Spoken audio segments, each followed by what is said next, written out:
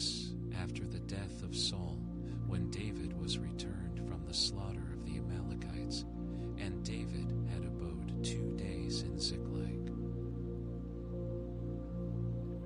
It came even to pass on the 3rd day that, behold, a man came out of the camp from Saul with his clothes rent, and earth upon his head. And so it was, when he came to David, that he fell to the earth and did obeisance. And David said unto him, From whence comest thou? And he said unto him, Out of the camp of Israel am I escaped. And David said unto him, How went the matter? I pray thee, tell me. And he answered, That the people are fled from the battle, and many of the people also are fallen and dead. And Saul and Jonathan his son are dead also. And David said unto the young man that told him, How knowest thou that Saul and Jonathan his son be dead? And the young man that told him said, As I happened by chance upon Mount Gilboa, behold, Saul leaned upon his spear, and lo, the chariots and horsemen followed hard after him. And when he looked behind him, he saw me and called unto me, and I answered, Here am I. And he said unto me, Who art thou? And I answered him, I am an Amalekite. He said unto me again, Stand, I pray thee, upon me, and slay me, for anguish is come upon me, because my life is yet whole in me. So I stood upon him and slew him, because I was sure that he could not live after that he was fallen. And I took the crown that was upon his head, and the bracelet that was on his arm, and have brought them hither unto my Lord. Then David took hold on his clothes and rent them, and likewise all the men that were with him. And they mourned and wept and fasted until even for Saul, and for Jonathan his son, and for the people of the Lord, and for the house of Israel, because they were fallen by the sword. And David said unto the young man that told him, Whence art thou? And he answered, I am the son of a stranger, an Amalekite. And David said unto him, How wast thou not afraid to stretch forth thine hand to destroy the Lord's anointed? And David called one of the young men and said, Go near and fall upon him. And he smote him that he died. And David said unto him, Thy blood be upon thy head, for thy mouth hath testified against thee, saying, I have slain the Lord's anointed. And David lamented with this lamentation over Saul and over Jonathan his son. Also, he bade them teach the children of Judah the use of the bow. Behold, it is written in the book of Jasher, The beauty of Israel is slain upon thy high places. How were the mighty fallen? Tell it not in Gath, publish it not in the streets of Askelon, lest the daughters of the Philistines rejoice, lest the daughters of the uncircumcised triumph. Ye mountains of Gilboa, let there be no dew, neither let there be rain upon you, nor field fields of offerings. For there the shield of the mighty is vilely cast away, the shield of Saul, as though he had not been anointed with oil. From the blood of the slain, from the fat of the mighty, the bow of Jonathan turned not back, and the sword of Saul returned not empty. Saul and Jonathan were lovely and pleasant in their lives, and in their death they were not divided. They were swifter than eagles, they were stronger than lions. Ye daughters of Israel, weep over Saul, who clothed you in scarlet with other delights, who put on ornaments of gold upon your apparel. How are the mighty fallen in the midst of the battle, O Jonathan? Thou wast slain in thine high places. I am distressed for thee, my brother Jonathan. Very pleasant hast thou been unto me. Thy love to me was wonderful, passing the love of women. How are the mighty fallen, and the weapons of war perished? And it came to pass after this that David inquired of the Lord, saying, Shall I go up into any of the cities of Judah? And the Lord said unto him, Go up. And David said, Whither shall I go up? And he said, Unto Hebron. So David went up thither, and his two wives also, Ahinoam the Jezreelitess, and Abigail Nabal's wife, the Carmelite. And his men that were with him did David bring up, every man with his household, and they dwelt in the cities of Hebron. And the men of Judah came, and there they anointed David king over the house of Judah. And they told David, saying, that the men of Jabesh Gilead were they that buried Saul. And David sent messengers unto the men of Jabesh Gilead, and said unto them, Blessed be ye of the Lord, that ye have shewed this kindness unto your Lord, even unto Saul, and have buried him. And now the Lord shew kindness and truth unto you, and I also will requite you this kindness, because ye have done this thing. Therefore, now let your hands be strengthened, and be ye valiant, for your master Saul is dead, and also the house of Judah have anointed me king over them. But Abner, the son of Ner, captain of Saul's host, took Ishbosheth, the son of Saul, and brought him over to Mahanaim, and made him king over Gili, and over the Asherites, and over Jezreel, and over Ephraim, and over Ephraim, and over all Israel. Ishbosheth, Saul's son, was 40 years old when he began to reign over Israel, and reigned 2 years. But the house of Judah followed David. And the time that David was king in Hebron over the house of Judah was 7 years and 6 months.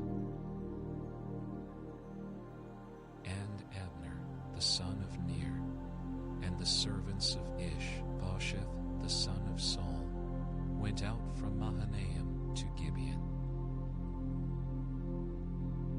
And Joab, the son of Zeruiah, and the servants of David went out and met together by the pool of Gibeon, and they sat down, the one on the one side of the pool, and the other on the other side of the pool. And Abner said to Joab, Let the young men now arise and play before us, Joab said, "Let them arise." Then there arose and went over by number 12 of Benjamin, which pertained to Ishbosheth the son of Saul, and 12 of the servants of David.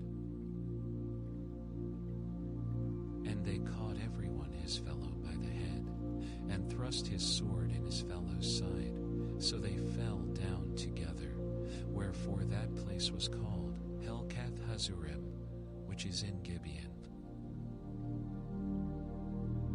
And there was a very sore battle that day, and Abner was beaten, and the men of Israel before the servants of David. And there were 3 sons of Zeruiah there, Joab, and Abishai, and Asahel. And Asahel was as light of foot as a wild roe.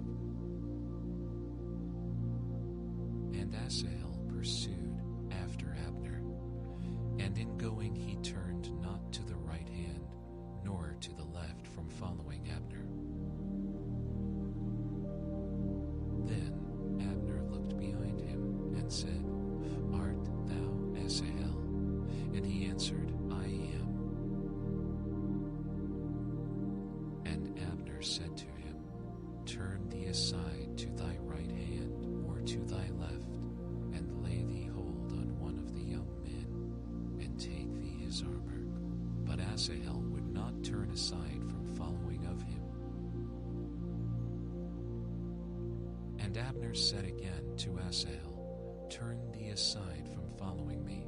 Wherefore should I smite thee to the ground? How then should I hold up my face to Joab thy brother?" Howbeit he refused to turn aside. Wherefore Abner, with the hinder end of the spear, smote him under the 5th rib, that the spear came out behind him, and he fell down there, and died in the same place.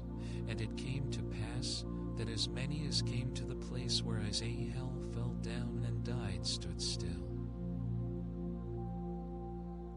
Joab also and Abishai pursued after Abner, and the sun went down when they were come to the hill of Ammah, that lieth before Giah by the way of the wilderness of Gibeon. And the children of Benjamin gathered themselves together after Abner, and became one troop, and stood on the top of an hill. Then Abner called to Joab, and said, "Shall the sword devour forever? Knowest thou not that it will be bitterness in the latter end? How long shall it be then, ere thou bid the people return from following their brethren?" And Joab said, "As God liveth, unless thou hadst spoken, surely then in the morning the people had gone up every one from following his brother." So Joab blew a trumpet, and all the people stood still, and pursued after Israel no more, neither fought they any more. And Abner and his men walked all that night through the plain, and passed over Jordan, and went through all Bithron, and they came to Mahanaim. And Joab returned from following Abner, and when he had gathered all the people together, there lacked of David's servants 19 men in Asahel. But the servants of David had smitten of Benjamin and of Abner's men, so that 360 men died. And they took up Asahel, and buried him in the sepulchre of his father, which was in Bethlehem. And Joab and his men went all night, and they came to Hebron at break of day. Now there was long war between the house of Saul and the house of David, but David waxed stronger and stronger, and the house of Saul waxed weaker and weaker.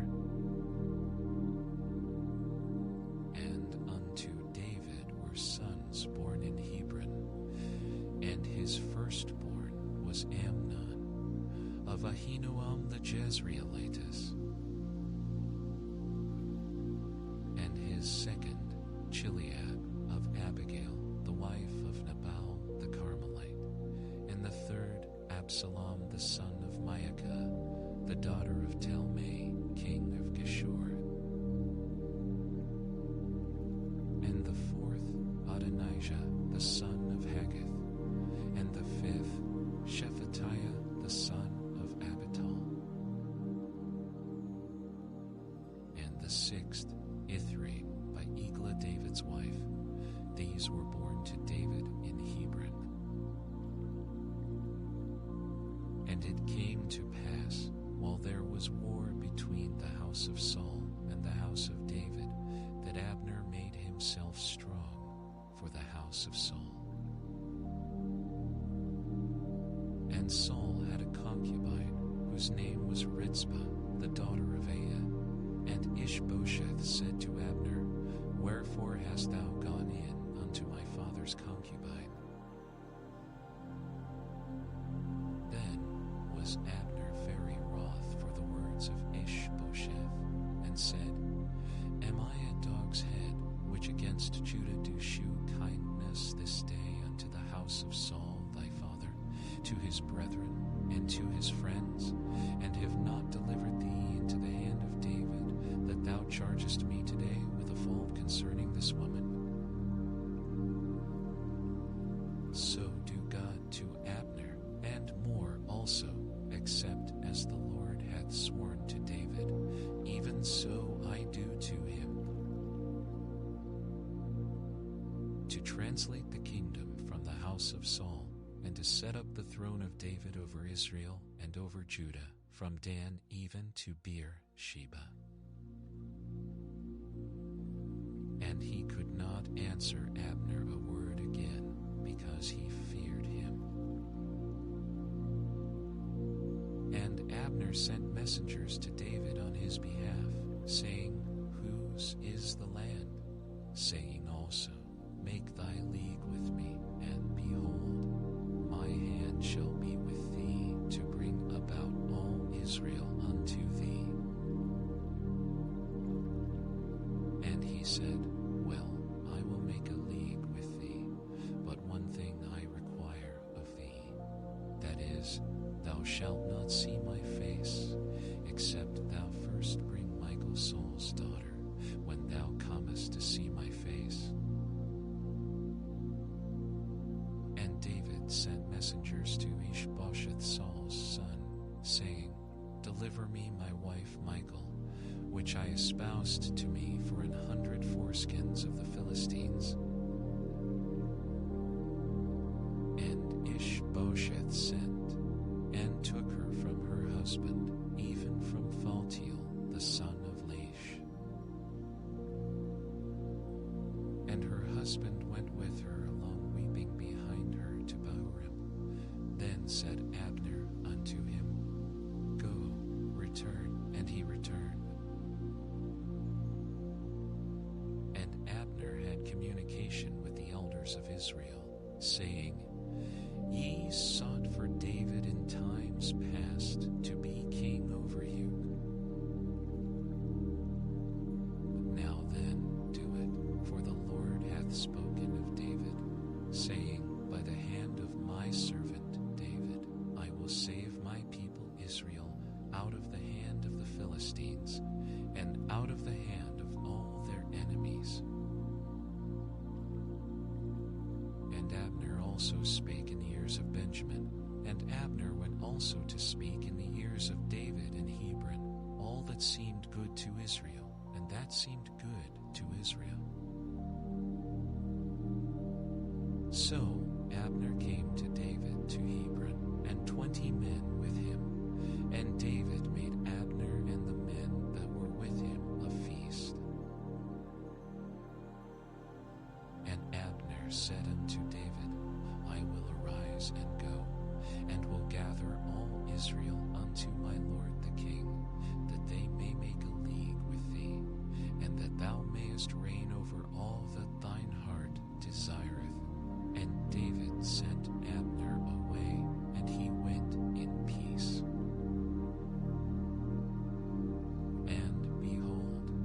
servants of David and Joab came from pursuing a troop, and brought in a great spoil with them. But Abner was not with David in Hebron, for he had sent him away, and he was gone in peace. When Joab and all the host that was with him were come, they told Joab, saying, Abner the son of Ner came to the king, and he hath sent him away, and he is gone in peace. Then Joab came to the king and said, What hast thou done? Behold, Abner came unto thee. Why is it that thou hast sent him away, and he is quite gone? Thou knowest Abner the son of Ner, that he came to deceive thee, and to know thy going out and thy coming in, and to know all that thou doest. And when Joab was come out from David, he sent messengers after Abner, which brought him again from the well of Sirah, but David knew it not. And when Abner was returned to Hebron, Joab took him aside in the gate to speak with him quietly, and smote him there under the 5th rib, that he died, for the blood of Asahel his brother. And afterward, when David heard it, he said, I and my kingdom are guiltless before the Lord forever, from the blood of Abner the son of Ner. Let it rest on the head of Joab, and on all his father's house, and let there not fail from the house of Joab one that hath an issue, or that is a leper, or that is a leper, or that leaneth on a staff, or that lacketh bread.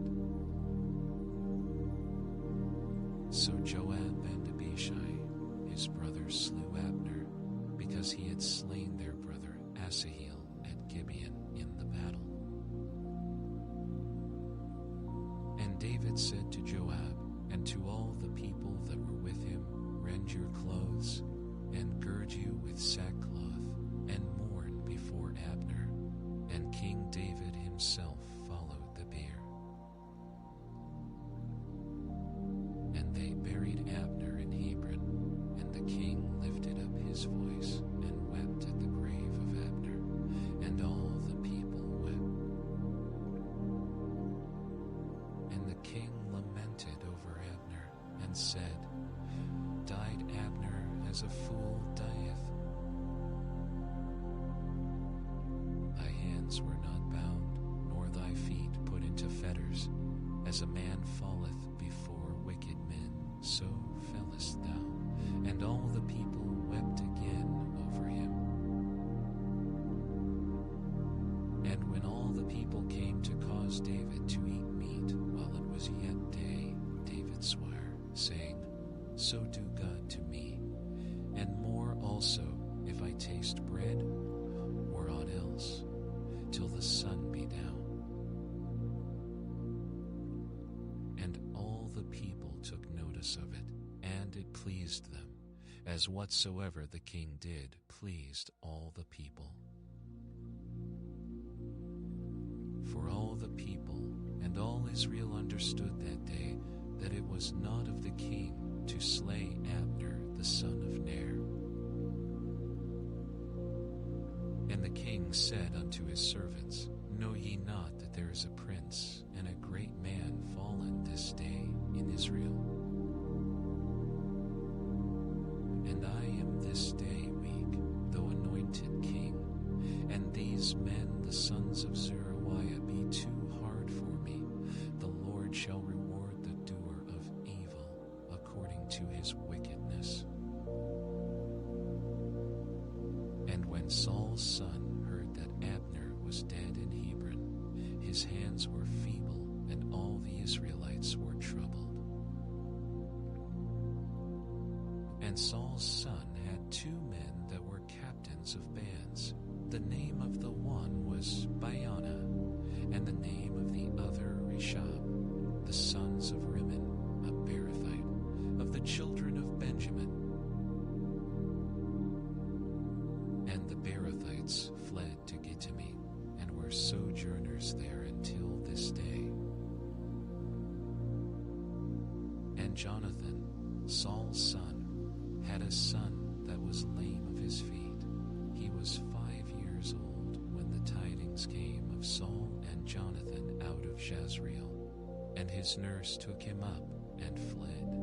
And it came to pass, as she made haste to flee, that he fell and became lame. And his name was Mephibosheth. And the sons of Rimmon, the Beerothite, Reshab and Baanah, went and came about the heat of the day to the house of Ishbosheth, who lay on a bed at noon. And they came thither into the midst of the house, as though they would have fetched wheat. And they smote him under the 5th rib, and Reshab and Baanah his brother escaped. For when they came into the house, he lay on his bed in his bedchamber, and they smote him, and slew him, and beheaded him, and took his head, and gat them away through the plain all night. And they brought the head of Ishbosheth unto David to Hebron, and said to the king, Behold, the head of Ishbosheth, the son of Saul, thine enemy, which sought thy life. And the Lord hath avenged my lord, the king, this day of Saul, and of his seed. And David answered Reshab and Baanah his brother, the sons of Rimmon the Beerothite, and said unto them, As the Lord liveth, who hath redeemed my soul out of all adversity. When one told me, saying, Behold, Saul is dead, thinking to have brought good tidings, I took hold of him, and slew him in Ziklag, who thought that I would have given him a reward for his tidings. How much more, when wicked men have slain a righteous person in his own house upon his bed, shall I not therefore now require his blood of your hand, and take you away from the earth? And David commanded his young men, and they slew them, and cut off their hands and their feet, and hanged them up over the pool in Hebron. But they took the head of Ishbosheth, and buried it in the sepulchre of Abner in Hebron. Then came all the tribes of Israel to David unto Hebron, and spake, saying, Behold, we are thy bone and thy flesh. Also in time past, when Saul was king over us, thou wast he that leddest out and broughtest in Israel.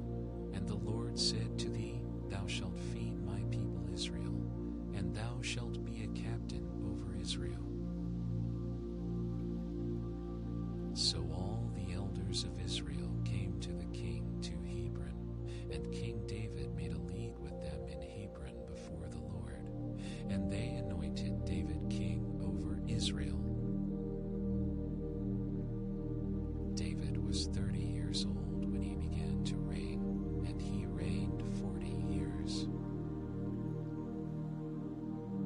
In Hebron he reigned over Judah 7 years and 6 months, and in Jerusalem he reigned 33 years over all Israel and Judah. And the king and his men went to Jerusalem unto the Jebusites, the inhabitants of the land, which spake unto David, saying, Except thou take away the blind and the lame, thou shalt not come in hither, thinking, David cannot come in hither. Nevertheless, David took the stronghold of Zion. The same is the city of David. And David Lord said on that day, Whosoever getteth up to the gutter, and smiteth the Jebusites, and the lame, and the blind, that are hated of David's soul, he shall be chief and captain. Wherefore they said, The blind and the lame shall not come into the house. So David dwelt in the fort, and called it the city of David. And David built round about from Millo and inward. And David went on, and grew great, and the Lord God of hosts was with him. And Hiram king of Tyre sent messengers to David, and cedar trees, and carpenters, and masons, and they built David an house. And David perceived that the Lord had established him king over Israel, and that he had exalted his kingdom for his people, Israel's sake.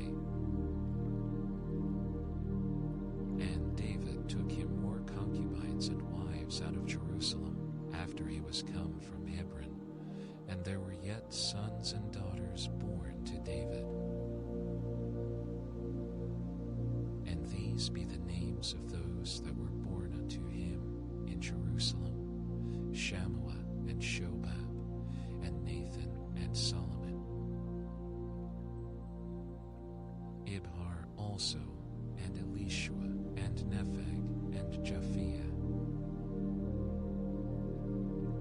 and Elishama, and Eliada, and Eliphalet.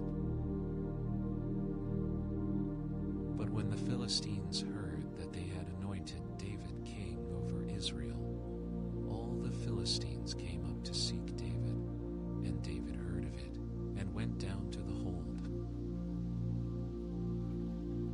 The Philistines also came and spread themselves in the valley of Rephaim. And David inquired of the Lord, saying, Shall I go up to the Philistines? Wilt thou deliver them into mine hand? And the Lord said unto David, Go up, for I will doubtless deliver the Philistines into thine hand.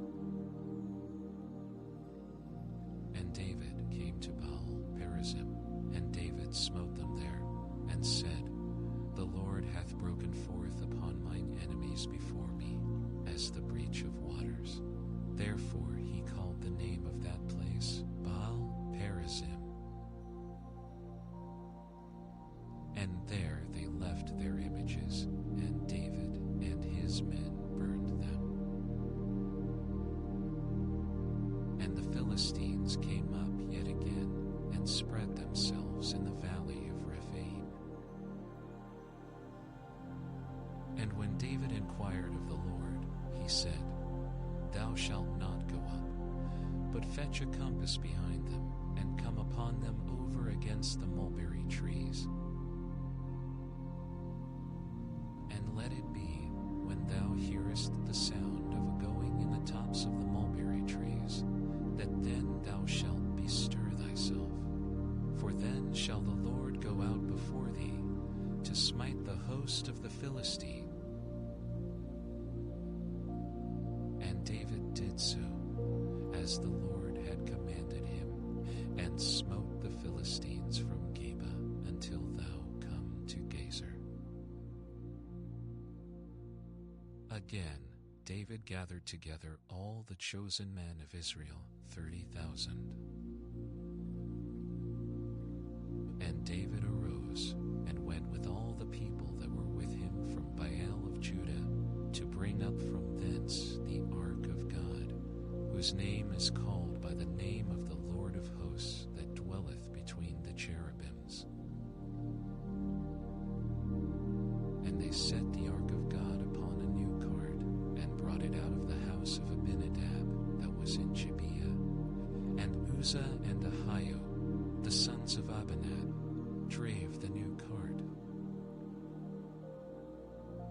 And they brought it out of the house of Abinadab, which was at Gibeah, accompanying the ark of God.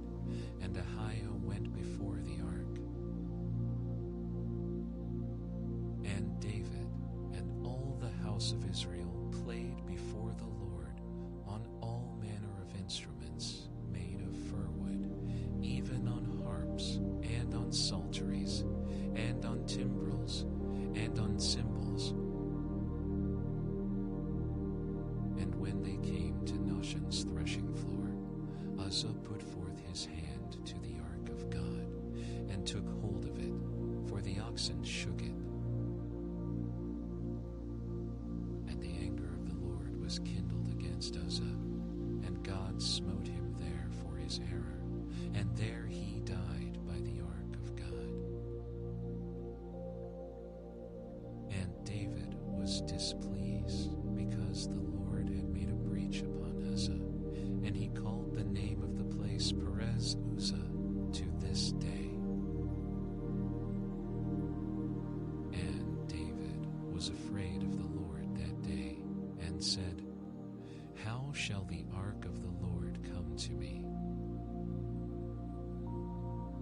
So David would not remove the ark of the Lord unto him into the city of David, but David carried it aside into the house of Obed-Edom the Gittite. And the ark of the Lord continued in the house of Obed-Edom the Gittite 3 months, and the Lord blessed Obed-Edom and all his household. And it was told King David, saying, "The Lord hath blessed the house of Obed-Edom and all that pertaineth unto him, because of the ark of God." So David went and brought up the ark of God from the house of Obed-Edom into the city of David with gladness. And it was so, that when they that bare the ark of the Lord had gone 6 paces, he sacrificed oxen and fatlings. And David danced before the Lord with all his might, and David was girded with a linen ephod. So David and all the house of Israel brought up the ark of the Lord with shouting, and with the sound of the trumpet. And as the ark of the Lord came into the city of David, Michal, Saul's daughter, looked through a window, and saw King David leaping and dancing before the Lord, and she despised him in her heart. And they brought in the ark of the Lord, and set it in his place in the midst of the tabernacle that David had pitched for it. And David offered burnt offerings and peace offerings before the Lord.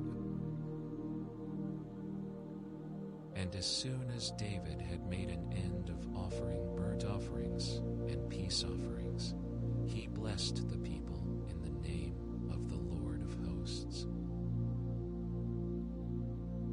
And he dealt among all the people, even among the whole multitude of Israel, as well to the women as men, to every one a cake of bread, and a good piece of flesh, and a flagon of wine. So all the people departed, every one to his house. Then David returned to bless his household, and Michal, the daughter of Saul, came out to meet David, and said, "How glorious was the king of Israel today, who uncovered himself today in the eyes of the handmaids of his servants, as one of the vain fellows shamelessly uncovereth himself." And David said unto Michal, "It was before the Lord, which chose me before thy father, and before all his house, to appoint me ruler over the people of the Lord, over Israel. Therefore will I play before the Lord. And I will yet be more vile than thus, and will be base in mine own sight, and of the maidservants which thou hast spoken of them shall I be had in honor." Therefore Michal, the daughter of Saul, had no child unto the day of her death.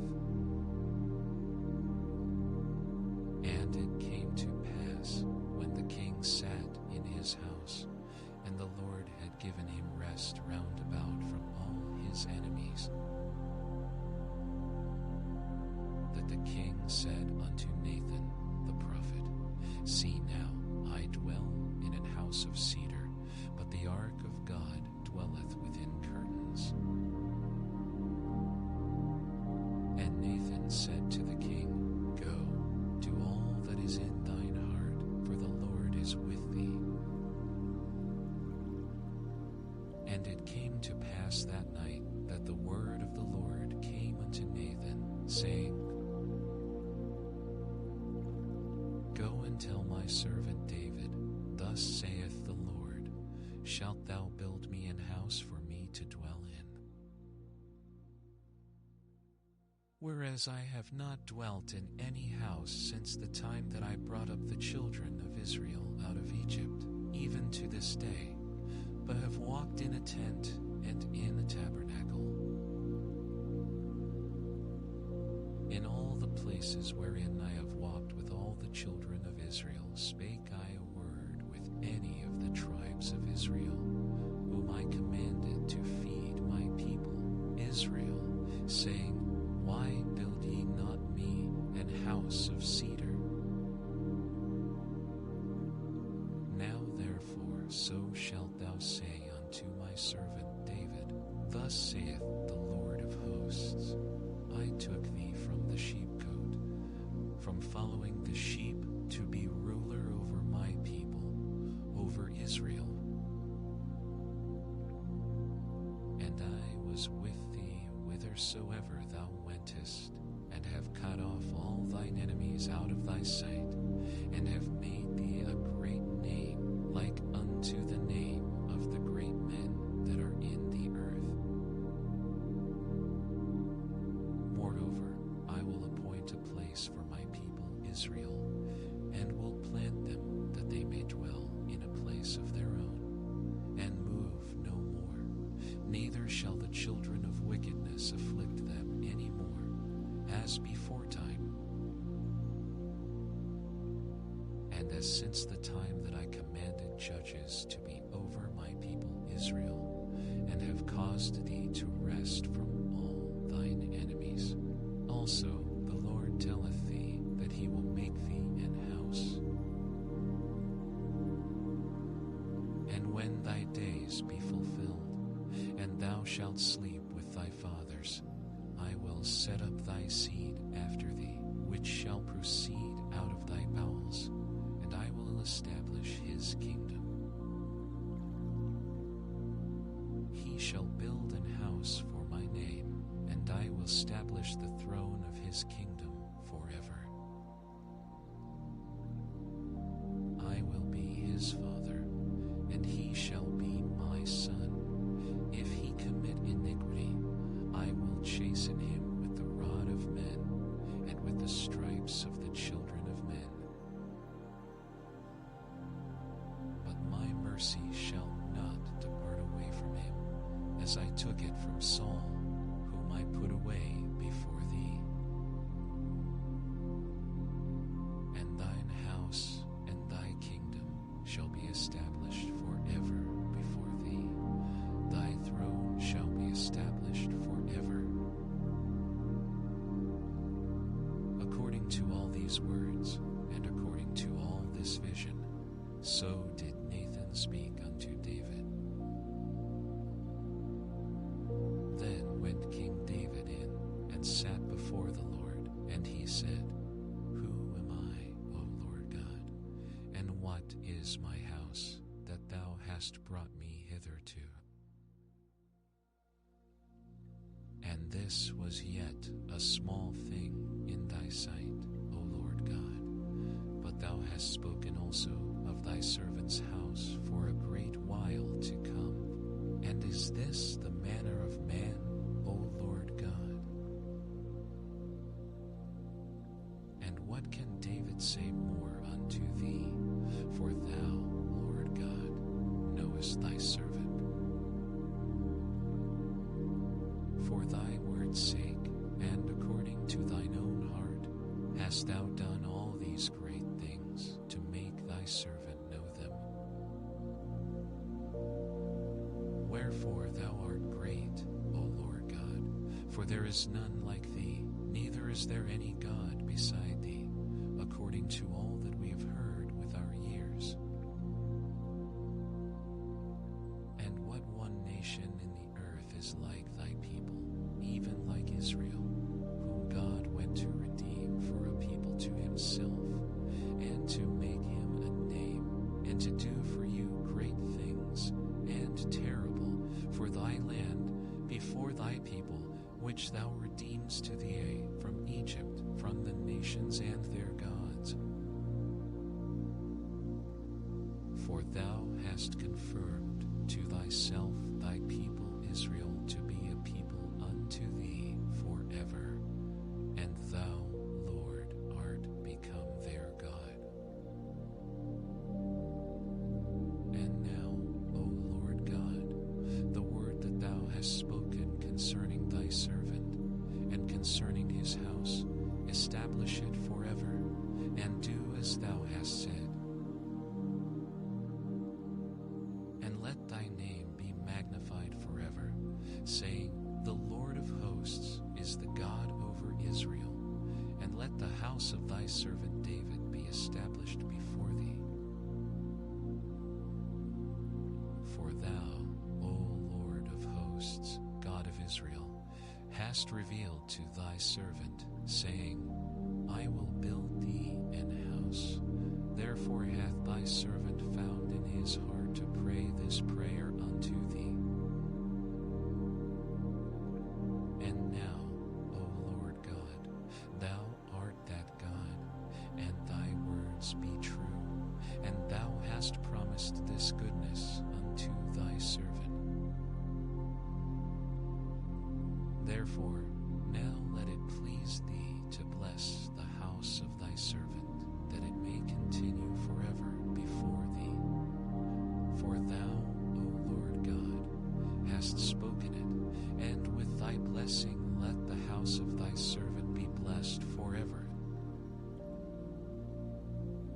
And after this it came to pass that David smote the Philistines and subdued them. And David took Metheg-ammah out of the hand of the Philistines. And he smote Moab, and measured them with a line, casting them down to the ground, even with 2 lines measured, he to put to death, and with 1 full line to keep alive. And so the Moabites became David's servants, and brought gifts. David smote also Hadadezer, the son of Rehob, king of Zobah, as he went to recover his border at the river Euphrates. And David took from him 1,000 chariots, and 700 horsemen, and 20,000 footmen, and David hoved all the chariot horses, but reserved of them for 100 chariots. And when the Syrians of Damascus came to succor Hadadezer, king of Zobah, David slew of the Syrians 22,000 men. Then David put garrisons in Syria of Damascus, and the Syrians became servants to David, and brought gifts. And the Lord preserved David whithersoever he went. And David took the shields of gold that were on the servants of Hadadezer, and brought them to Jerusalem. And from Betah and from Berothai, cities of Hadadezer, King David took exceeding much brass. When Toi, king of Hamath, heard that David had smitten all the host of Hadadezer, then Tuis sent Joram his son unto King David to salute him and to bless him, because he had fought against Hadadezer and smitten him. For Hadadezer had wars with Toi, and Joram brought with him vessels of silver and vessels of gold and vessels of brass, which also King David did dedicate unto the Lord, with the silver and gold that he had dedicated of all nations which he subdued,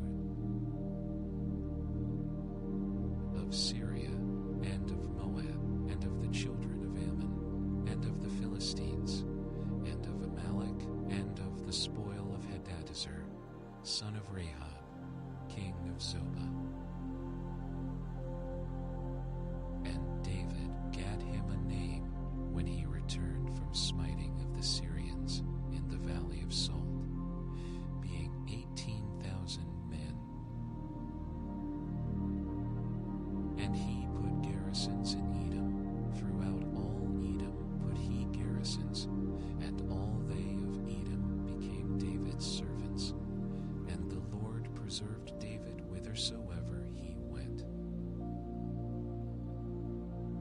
And David reigned over all Israel, and David executed judgment and justice unto all his people. And Joab the son of Zeruiah was over the host, and Jehoshaphat the son of Ahilud was recorder. And Zadok the son of Ahitub, and Ahimelech the son of Abiathar were the priests, and Sariah was the scribe. And Benaiah the son of Jehoiada was over both the Cherethites and the Pelethites, and David's sons were chief rulers. And David said, Is there yet any that is left of the house of Saul, that I may shew him kindness for Jonathan's sake? And there was of the house of Saul a servant whose name was Ziba. And when they had called him unto David, the king said unto him, Art thou Ziba? And he said, Thy servant is he.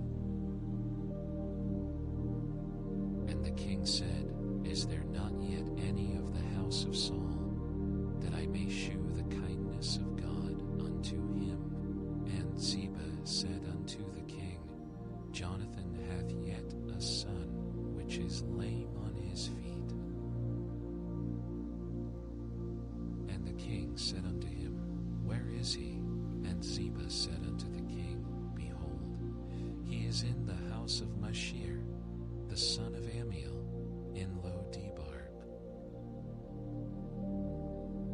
Then King David sent and fetched him out of the house of Mashir, the son of Amiel, from Lo-debar. Now, when Mephibosheth, the son of Jonathan, the son of Saul, was come unto David, he fell on his face and did reverence. And David said, Mephibosheth. And he answered, Behold thy servant. And David said unto him, Fear not, for I will surely shew thee kindness for Jonathan thy father's sake, and will restore thee all the land of Saul thy father, and thou shalt eat bread at my table continually. And he bowed himself and said, What is thy servant, that thou shouldest look upon such a dead dog as I am? Then the king called to Ziba, Saul's servant, and said unto him, I have given unto thy master's son all that pertain to Saul and to all his house.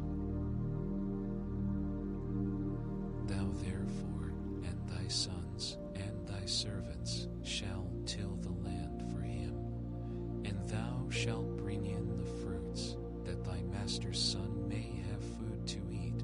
But Mephibosheth thy master's son shall eat bread alway at my table. Now Ziba had 15 sons and 20 servants. Then said Ziba unto the king, According to all that my lord the king hath commanded his servant, so shall thy servant do. As for Mephibosheth, said the king, he shall eat at my table, as one of the king's sons. And Mephibosheth had a young son, whose name was Micah, and all that dwelt in the house of Ziba were servants unto Mephibosheth. So Mephibosheth dwelt in Jerusalem, for he did eat continually at the king's table, and was lame on both his feet. And it came to pass after this, that the king of the children of Ammon died, and Hanun his son reigned in his stead.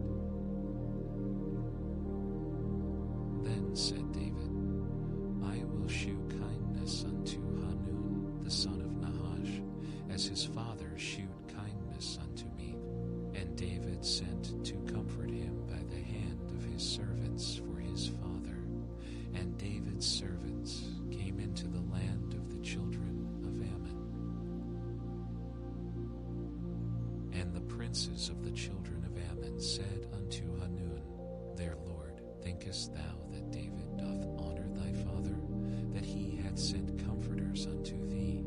Hath not David rather sent his servants unto thee, to search the city, and to spy it out, and to overthrow it?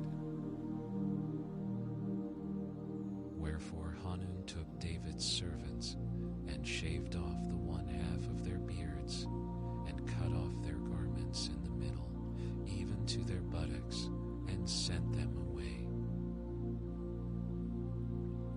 When they told it unto David, he sent to meet them, because the men were greatly ashamed. And the king said, tarry at Jericho until your beards be grown, and then return. And when the children of Ammon saw that they stake before David, the children of Ammon sent and hired the Syrians of Beth-rehob, and the Syrians of Zobah 20,000 footmen, and of King Maacah 1,000 men, and of Ish 12,000 men. And when David heard of it, he sent Joab and all the host of the mighty men. And the children of Ammon came out, and put the battle in array at the entering in of the gate. And the Syrians of Zobah, and of Rehob, were by themselves in the field. When Joab saw that the front of the battle was against him before and behind, he chose of all the choice men of Israel, and put them in array against the Syrians. And the rest of the people he delivered into the hand of Abishai his brother, that he might put them in array against the children of Ammon. And he said, if the Syrians be too strong for me, then thou shalt help me. But if the children of Ammon be too strong for thee, then I will come and help thee. Be of good courage, and let us play the men for our people, and for the cities of our God, and the Lord do that which seemeth him good. And Joab drew nigh, and the people that were with him, unto the battle against the Syrians, and they fled before him. And when the children of Ammon saw that the Syrians were fled, then fled they also before Abishai, and entered into the city. So Joab returned from the children of Ammon, and came to Jerusalem. And when the Syrians saw that they were smitten before Israel, they gathered themselves together. And Hadarezer sent, and brought out the Syrians that were beyond the river, and they came to Helam. And Shobach the captain of the host of Hadarezer went before them. And when it was told David, he gathered all Israel together, and passed over Jordan, and came to Helam. And the Syrians set themselves in array against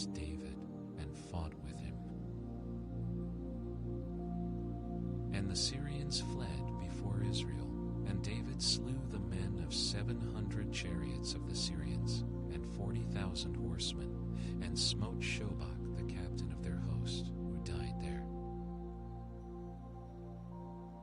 And when all the kings that were servants to Hadarezer saw that they were smitten before Israel, they made peace with Israel and served them. So the Syrians feared to help the children of Ammon anymore.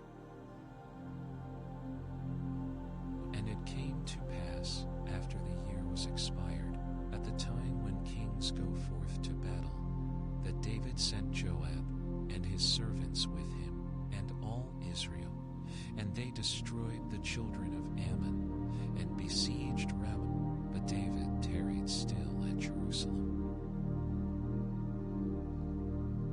And it came to pass in an evening tide that David arose from off his bed, and walked upon the roof of the king's house, and from the roof he saw a woman washing herself, and the woman was very beautiful to look upon. And David sent and inquired after the woman, and one said, Is not this Bathsheba, the daughter of Eliam, the wife of Uriah, the Hittite? And David sent messengers, and took her, and she came in unto him, and he lay with her, for she was purified from her uncleanness, and she returned unto her house. And the woman conceived, and sent, and told David, and said, I am with child. And David sent to Joab, saying, Send me Uriah the Hittite. And Joab sent Uriah to David. And when Uriah was come unto him, David demanded of him how Joab did, and how the people did, and how the war prospered. And David said to Uriah, Go down to thy house, and wash thy feet. And Uriah departed out of the king's house, and there followed him a mess of meat from the king. But Uriah slept at the door of the king's house with all the servants of his lord, and went not down to his house. And when they had told David, saying, Uriah went not down unto his house, David said unto Uriah, Camest thou not from thy journey? Why then didst thou not go down unto thine house? And Uriah said unto David, The ark and Israel and Judah abide in tents, and my lord Joab, and the servants of my lord are encamped in the open fields.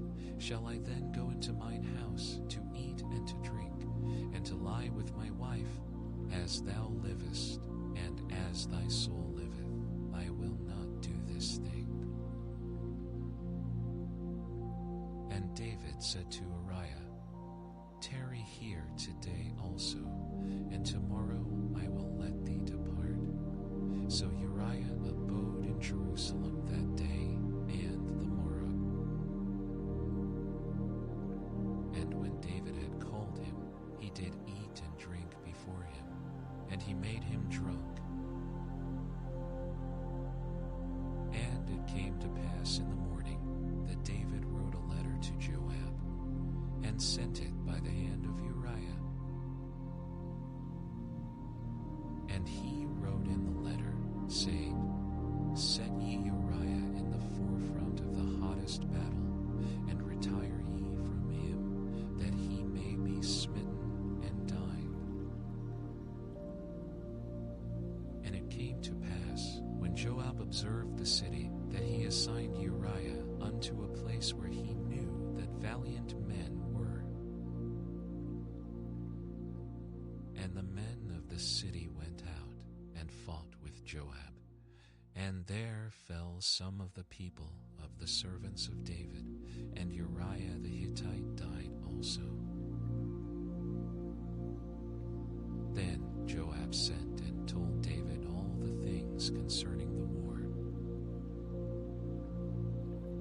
and charged the messenger, saying, When thou hast made an end of telling the matters of the war unto the king, and if so, be that the king's wrath arise, and he say unto thee, Wherefore approached ye so nigh unto the city when ye did fight? Knew ye not that they would shoot from the wall? Who smote Abimelech the son of Jerubasheth? Did not a woman cast a piece of a millstone upon him from the wall, that he died in Thebez? Why went ye nigh the wall? Then save thou, thy servant Uriah the Hittite is dead also. So the messenger went and came and shewed David all that Joab had sent him for. And the messenger said unto David, Surely the men prevailed against us, and came out unto us into the field, and we were upon them even unto the entering of the gate. And the shooters shot from off the wall upon thy servants, and some of the king's servants be dead, and thy servant Uriah the Hittite is dead also. Then David said unto the messenger, Thus shalt thou say unto Joab, Let not this thing displease thee, for the sword devoureth one as well as another. Make thy battle more strong against the city, and overthrow it, and encourage thou him. And when the wife of Uriah heard that Uriah her husband was dead, she mourned for her husband. And when the mourning was past, David sent and fetched her to his house, and she became his wife, and bare him a son. But the thing that David had done displeased the Lord. And the Lord sent Nathan unto David, and he came unto him, and said unto him, There were two men in one city, the one rich, and the other poor. The rich man had exceeding many flocks and herds, but the poor man had nothing save one little ewe lamb, which he had bought and nourished up, and it grew up together with him, and with his children. It did eat of his own meat, and drank of his own meat, and drank of his own cup, and lay in his bosom, and was unto him as a daughter. And there came a traveler unto the rich man, and he spared to take of his own flock and of his own herd, to dress for the wayfaring man that was come unto him, but took the poor man's lamb, and dressed it for the man that was come to him. And David's anger was greatly kindled against the man, and he said to Nathan, As the Lord liveth, the man that hath done this thing shall surely die. And he shall restore the lamb fourfold, because he did this thing, and because he had no pity. And Nathan said to David, Thou art the man. Thus saith the Lord God of Israel, I anointed thee king over Israel, and I delivered thee out of the hand of Saul. And I gave thee thy master's house and thy master's wives into thy bosom, and gave thee the house of Israel and of Judah. And if that had been too little, I would moreover have given unto thee such and such things. Wherefore hast thou despised the commandment of the Lord, to do evil in his sight? Thou hast killed Uriah the Hittite with the sword, and hast taken his wife to be thy wife, and hast slain him with the sword of the children of Ammon.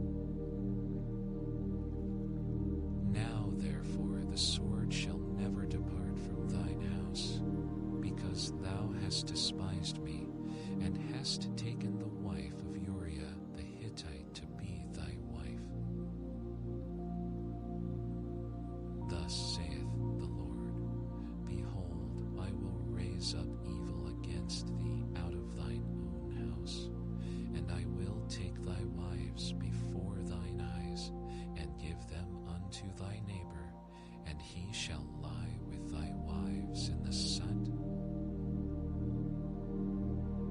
For thou didst it secretly, but I will do this thing before all Israel, and before the sun. And David said unto Nathan, I have sinned against the Lord. And Nathan said unto David, The Lord also hath put away thy sin. Thou shalt not die.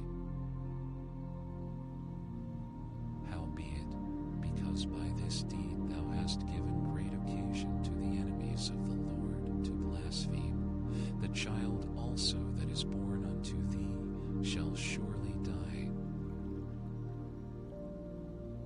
And Nathan departed unto his house, and the Lord struck the child that Uriah's wife bare unto David, and it was very sick.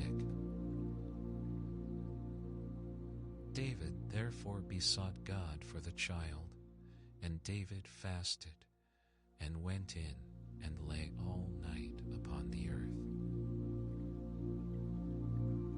And the elders of his house arose, and went to him, to raise him up from the earth, but he would not, neither did he eat bread with them.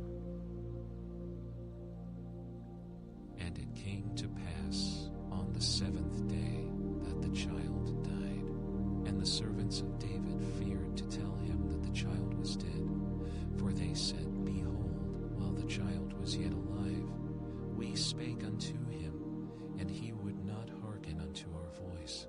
How will he then vex himself, if we tell him that the child is dead? But when David saw that his servants whispered, David perceived that the child was dead. Therefore David said unto his servants, Is the child dead? And they said, He is dead. Then David arose from the earth, and washed, and anointed himself, and changed his apparel, and came into the house of the Lord, and worshipped. Then he came to his own house, and when he required, they set bread before him, and he did eat.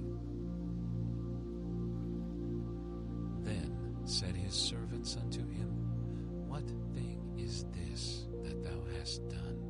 Thou didst fast and weep for the child while it was alive, but when the child was dead, thou didst rise and eat bread.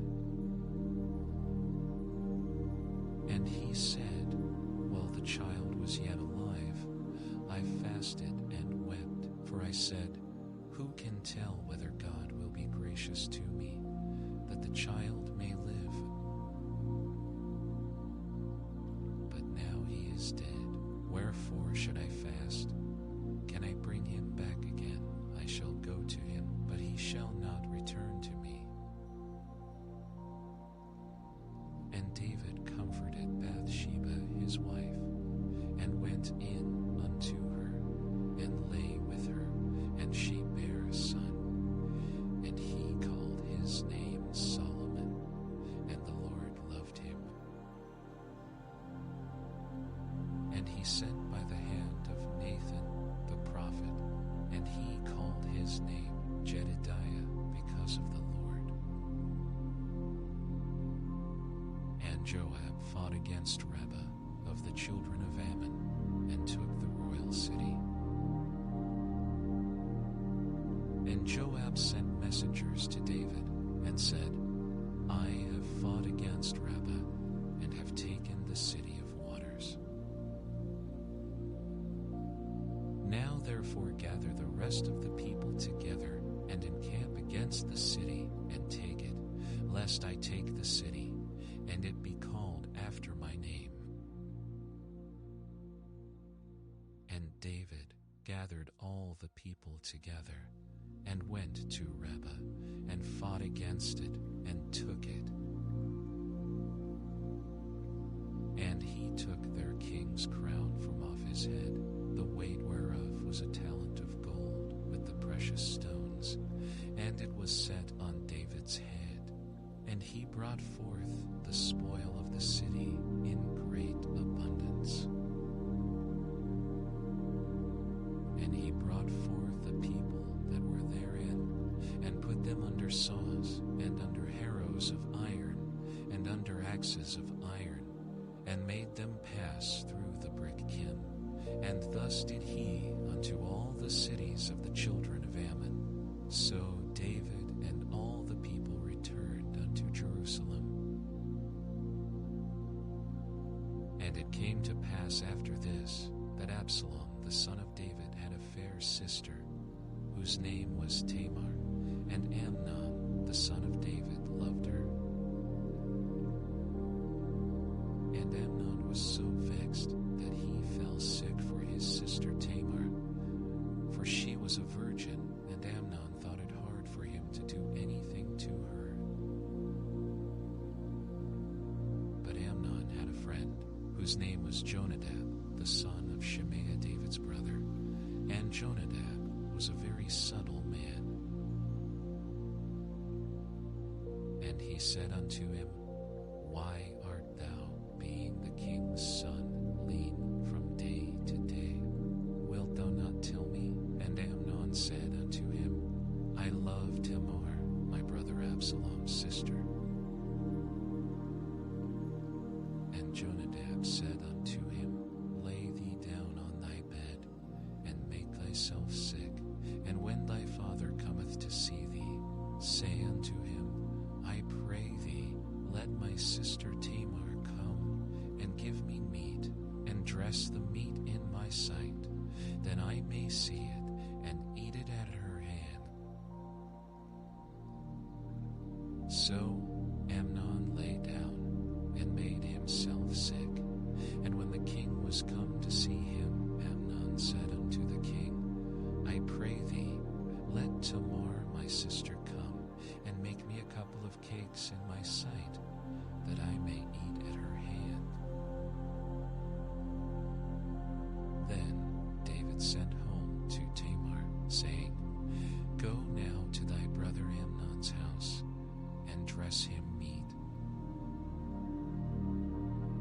So Tamar went to her brother Amnon's house, and he was laid down. And she took flour and kneaded it, and made cakes in his sight, and did bake the cakes. And she took a pan, and poured them out before him, but he refused to eat. And Amnon said, Have out all men from me. And they went out every man from him. And Amnon said unto Tamar, Bring the meat into the chamber, that I may eat of thine hand. And Tamar took the cakes which she had made, and brought them into the chamber to Amnon her brother. And when she had brought them unto him to eat, he took hold of her, and said unto her, Come lie with me, my sister. And she answered him, Nay, my brother, do not force me, for no such thing ought to be done in Israel. Do not thou this folly. And I, whither shall I cause my shame to go? And as for thee, thou shalt be as one of the fools in Israel. Now, therefore, I pray thee, speak unto the king, for he will not withhold me from thee. Howbeit he would not hearken unto her voice, but being stronger than she, forced her, and lay with her. Then Amnon hated her exceedingly, so that the hatred wherewith he hated her was greater than the love wherewith he had loved her. And Amnon and said unto her, Arise, be gone. And she said unto him, There is no cause. This evil in sending me away is greater than the other that thou didst unto me. But he would not hearken unto her. Then he called his servant that ministered unto him, and said, Put now this woman out from me, and bolt the door after her. And she had a garment of divers colors upon her, for with such robes were the king's daughters that were virgins apparelled. Then his servant brought her out, and bolted the door after her. And Tamar put ashes on her head, and rent her garment of divers colors that was on her, and laid her hand on her head, and went on crying. And Absalom her brother said unto her, Hath Amnon thy brother been with thee? But hold now thy peace, my sister. He is thy brother. Regard not this thing. So Tamar remained desolate in her brother Absalom's house. But when King David heard of all these things, he was very wroth. And Absalom spake unto his brother Amnon, neither good nor bad. For Absalom hated Amnon, because he had forced his sister Tamar. And it came to pass, after 2 full years, that Absalom had sheep shearers in Baal-hazor, which is beside Ephraim, and Absalom invited all the king's sons. And Absalom came to the king, and said, Behold, now thy servant hath sheep shearers. Let the king, I beseech thee, and his servants go with thy servant. And the king said to Absalom, Nay, my son, let us not all now go, lest we be chargeable unto thee. And he pressed him. Howbeit he would not go, but blessed him. Then said Absalom, If not, I pray thee, let my brother Amnon go with us. And the king said unto him, Why should he go with thee?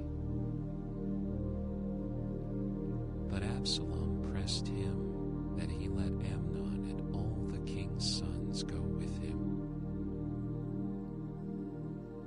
Now Absalom had commanded his servants, saying, Mark ye now when Amnon's heart is merry with wine, and when I say unto you, Smite Amnon, then kill him, fear not, be courageous, and be valiant. And the servants of Absalom did unto Amnon as Absalom had commanded. Then all the king's sons arose, and every man gat him up upon his mule, and fled. And it came to pass, while they were in the way, that tidings came to David, saying, Absalom hath slain all the king's sons, and there is not one of them left. Then the king arose, and tare his garments, and lay on the earth, and all his servants stood by with their clothes rent. And Jonadab, the son of Shemaiah, David's brother, answered and said, Let not my lord suppose that they have slain all the young men, the king's sons, for Amnon only is dead. For by the appointment of Absalom this hath been determined from the day that he forced his sister Tamar.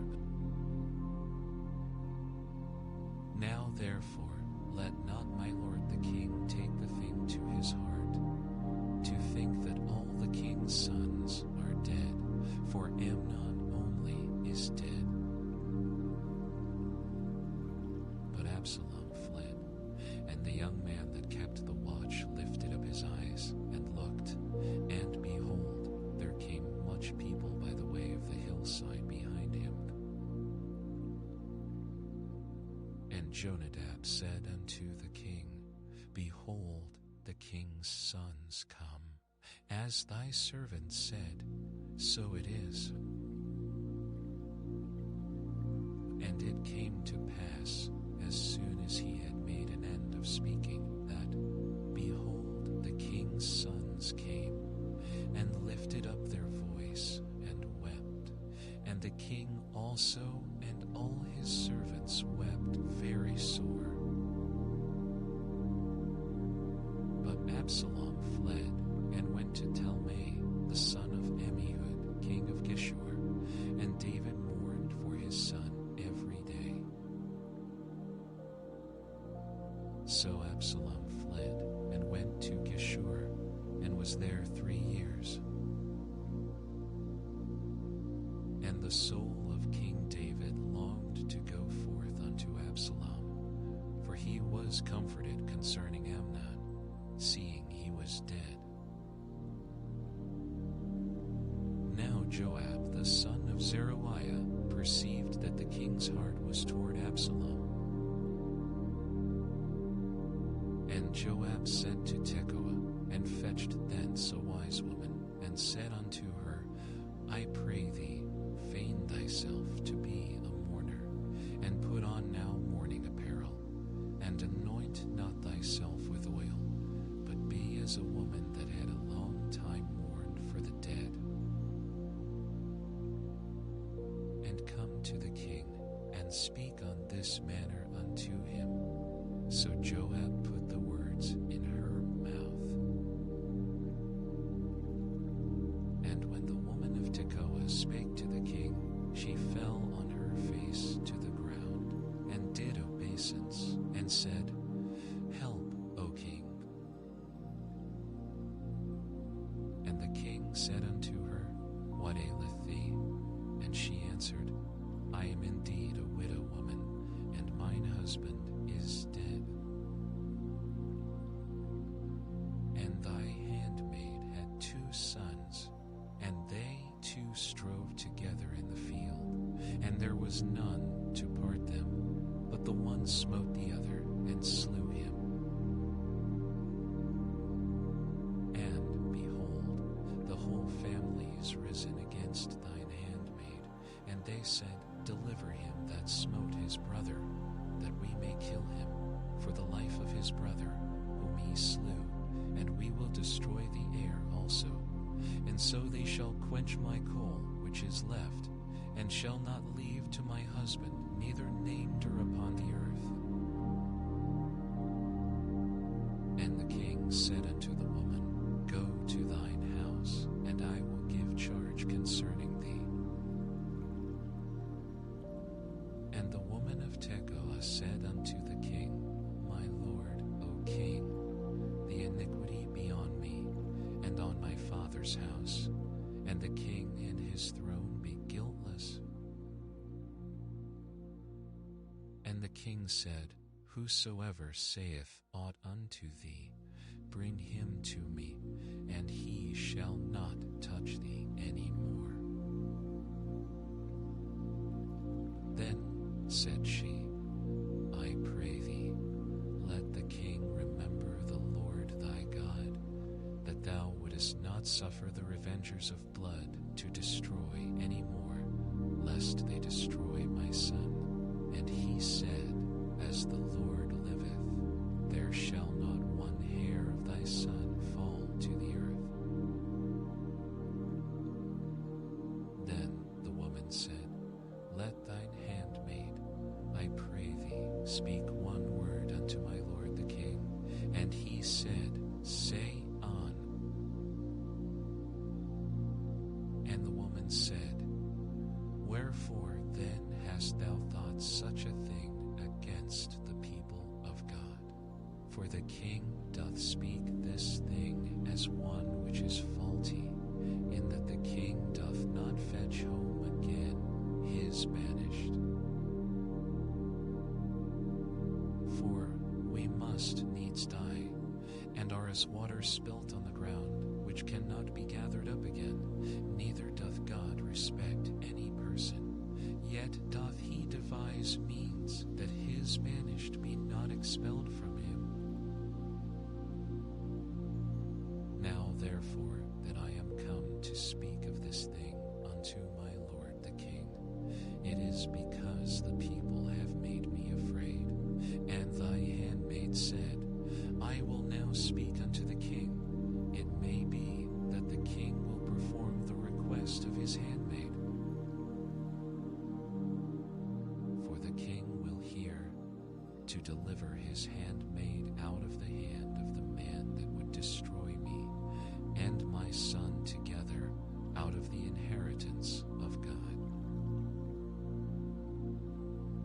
Then thine handmaid said, the word of my Lord the King shall now be comfortable. For as an angel of God, so is my Lord the King to discern good and bad. For the Lord thy God will be with thee. Then the king answered and said unto the woman, hide not from me, I pray thee, the thing that I shall ask thee.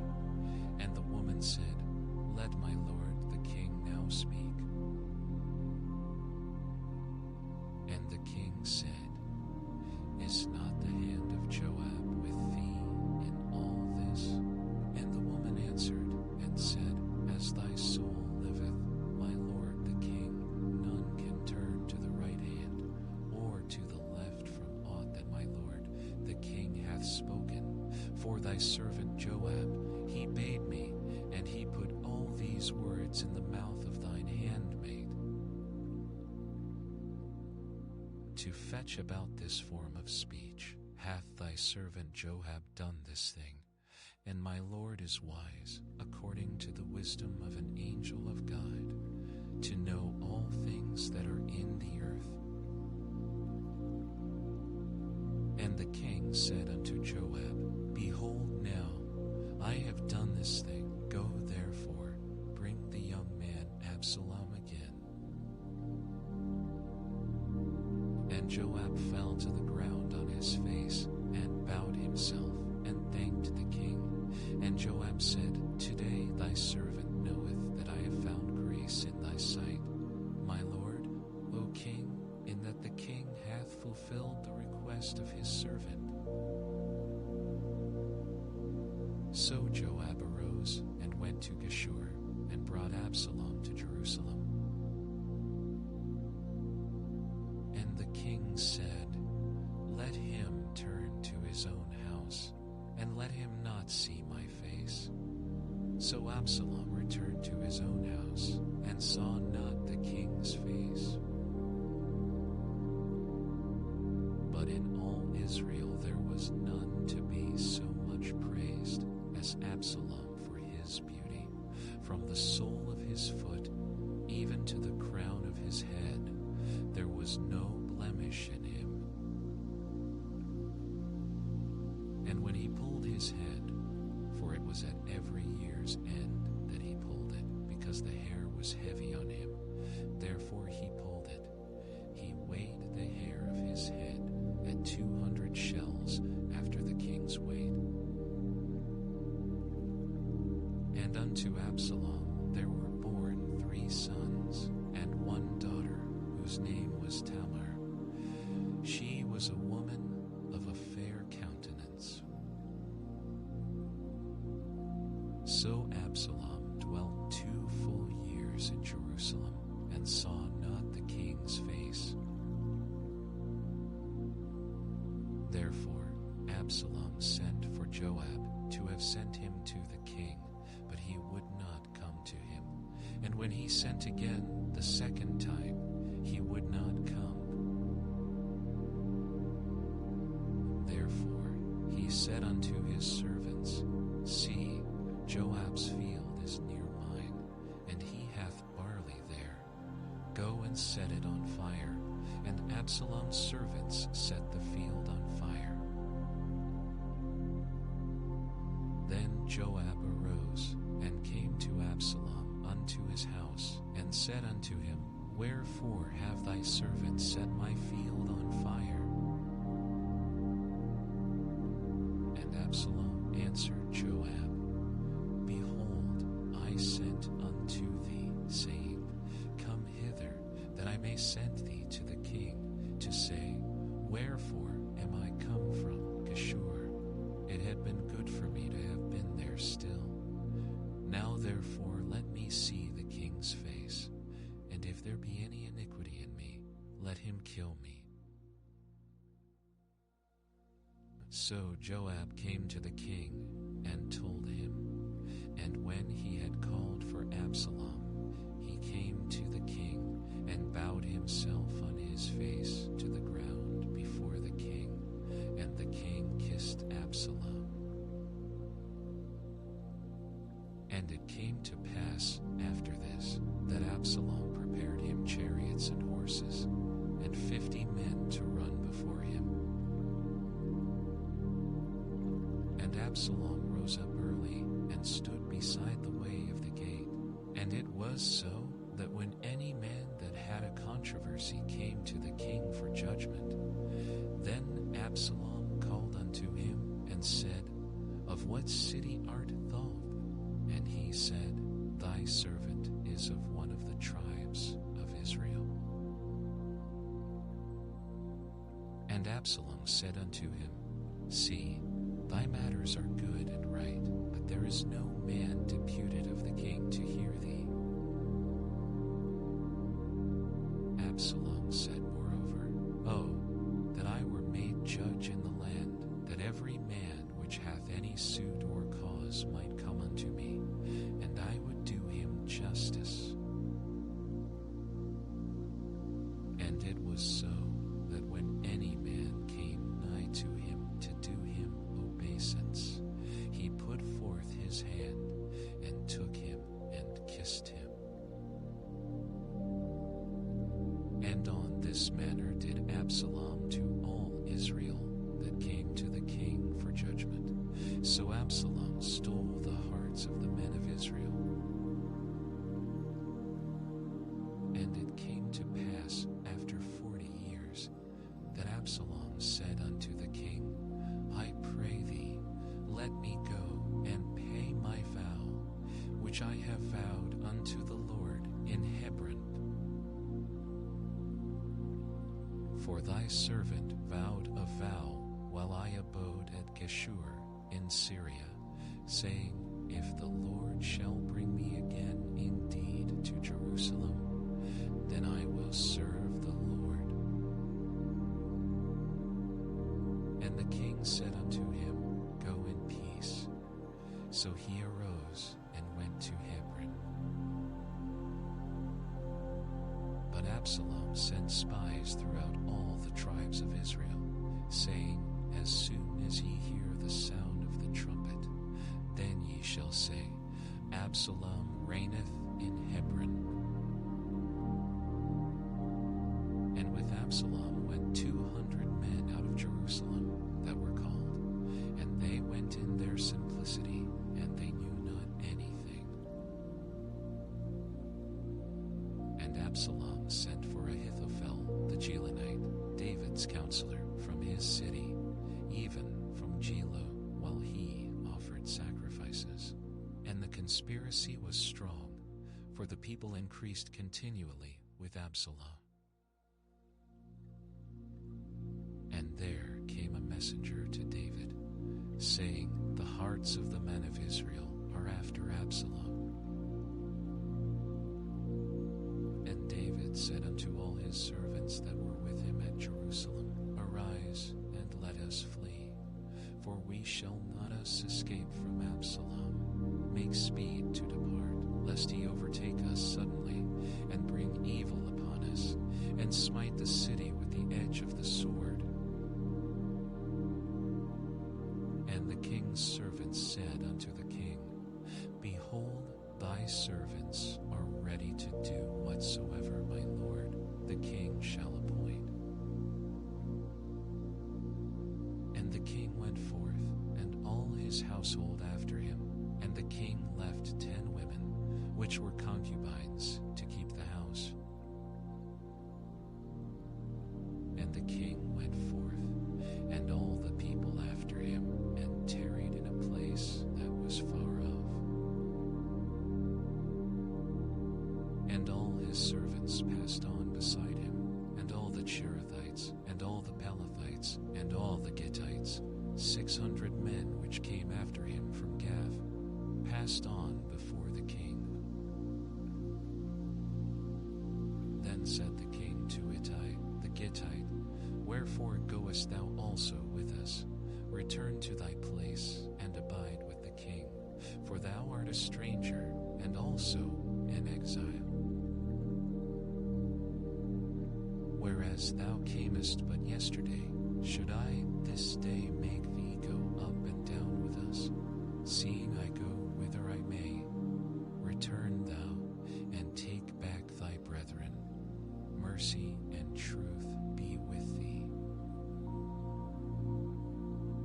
And Ittai answered the king, and said, As the Lord liveth, and as my lord the king liveth, surely in what place my lord the king shall be, whether in death or life, even there also will thy servant be. And David said to Ittai, Go and pass over. And Ittai the Gittite passed over, and all his men, and all the little ones that were with him. And all the country wept with a loud voice, and all the people passed over. The king also himself passed over the brook Kidron, and all the people passed over toward the way of the wilderness. And lo, Zadok also, and all the Levites were with him, bearing the ark of the covenant of God, and they set down the ark of God. And Abiathar went up, until all the people had done passing out of the city. And the king said unto Zadok, Carry back the ark of God into the city. If I shall find favor in the eyes of the Lord, he will bring me again, and shew me both it and his habitation. But if he thus say, I have no delight in thee, behold, here am I, let him do to me as seemeth good unto him. The king said also unto Zadok the priest, Art not thou a seer? Return into the city in peace, and your 2 sons with you, Ahimaaz thy son, and Jonathan the son of Abiathar. See, I will tarry in the plain of the wilderness until there come word from you to certify me. Zadok therefore and Abiathar carried the ark of God again to Jerusalem, and they tarried there. And David went up by the ascent of Mount Olivet, and wept as he went up, and had his head covered, and he went barefoot, and all the people that was with him covered every man his head, and they went up, weeping as they went up. And one told David, saying, Ahithophel is among the conspirators with Absalom. And David said, O Lord, I pray thee, turn the counsel of Ahithophel into foolishness. And it came to pass that when David was come to the top of the mount, where he worshipped God, behold, Hushai the Archite came to meet him with his coat rent, and earth upon his head. Unto whom David said, If thou passest on with me, then thou shalt be a burden unto me. But if thou return to the city, and say unto Absalom, I will be thy servant, O king, as I have been thy father's servant hitherto, so will I now also be thy servant. Then mayest thou for me defeat the counsel of Ahithophel. wast thou not there with thee Zadok and Abiathar the priests? Therefore it shall be, that what things soever thou shalt hear out of the king's house, thou shalt tell it to Zadok and Abiathar the priests. Behold, they have there with them their two sons, Ahimaaz Zadok's son, and Jonathan Abiathar's son, and by them ye shall send unto me everything that ye can hear. So Hushai David's friend came into the city, and Absalom came into Jerusalem. And when David was a little past the top of the hill, behold, Ziba the servant of Mephibosheth met him with a couple of asses saddled, and upon them 200 loaves of bread, and 100 bunches of raisins, and 100 of summer fruits, and a bottle of wine. And the king said unto Ziba, What meanest thou by these? And Ziba said, The asses be for the king's household to ride on, and the bread and summer fruit for the young men to eat, and the wine, that such as be faint in the wilderness may drink. And the king said, And where is thy master's son? And Ziba said unto the king, Behold, he abideth at Jerusalem, for he said, Today shall the house of Israel restore me the kingdom of my father.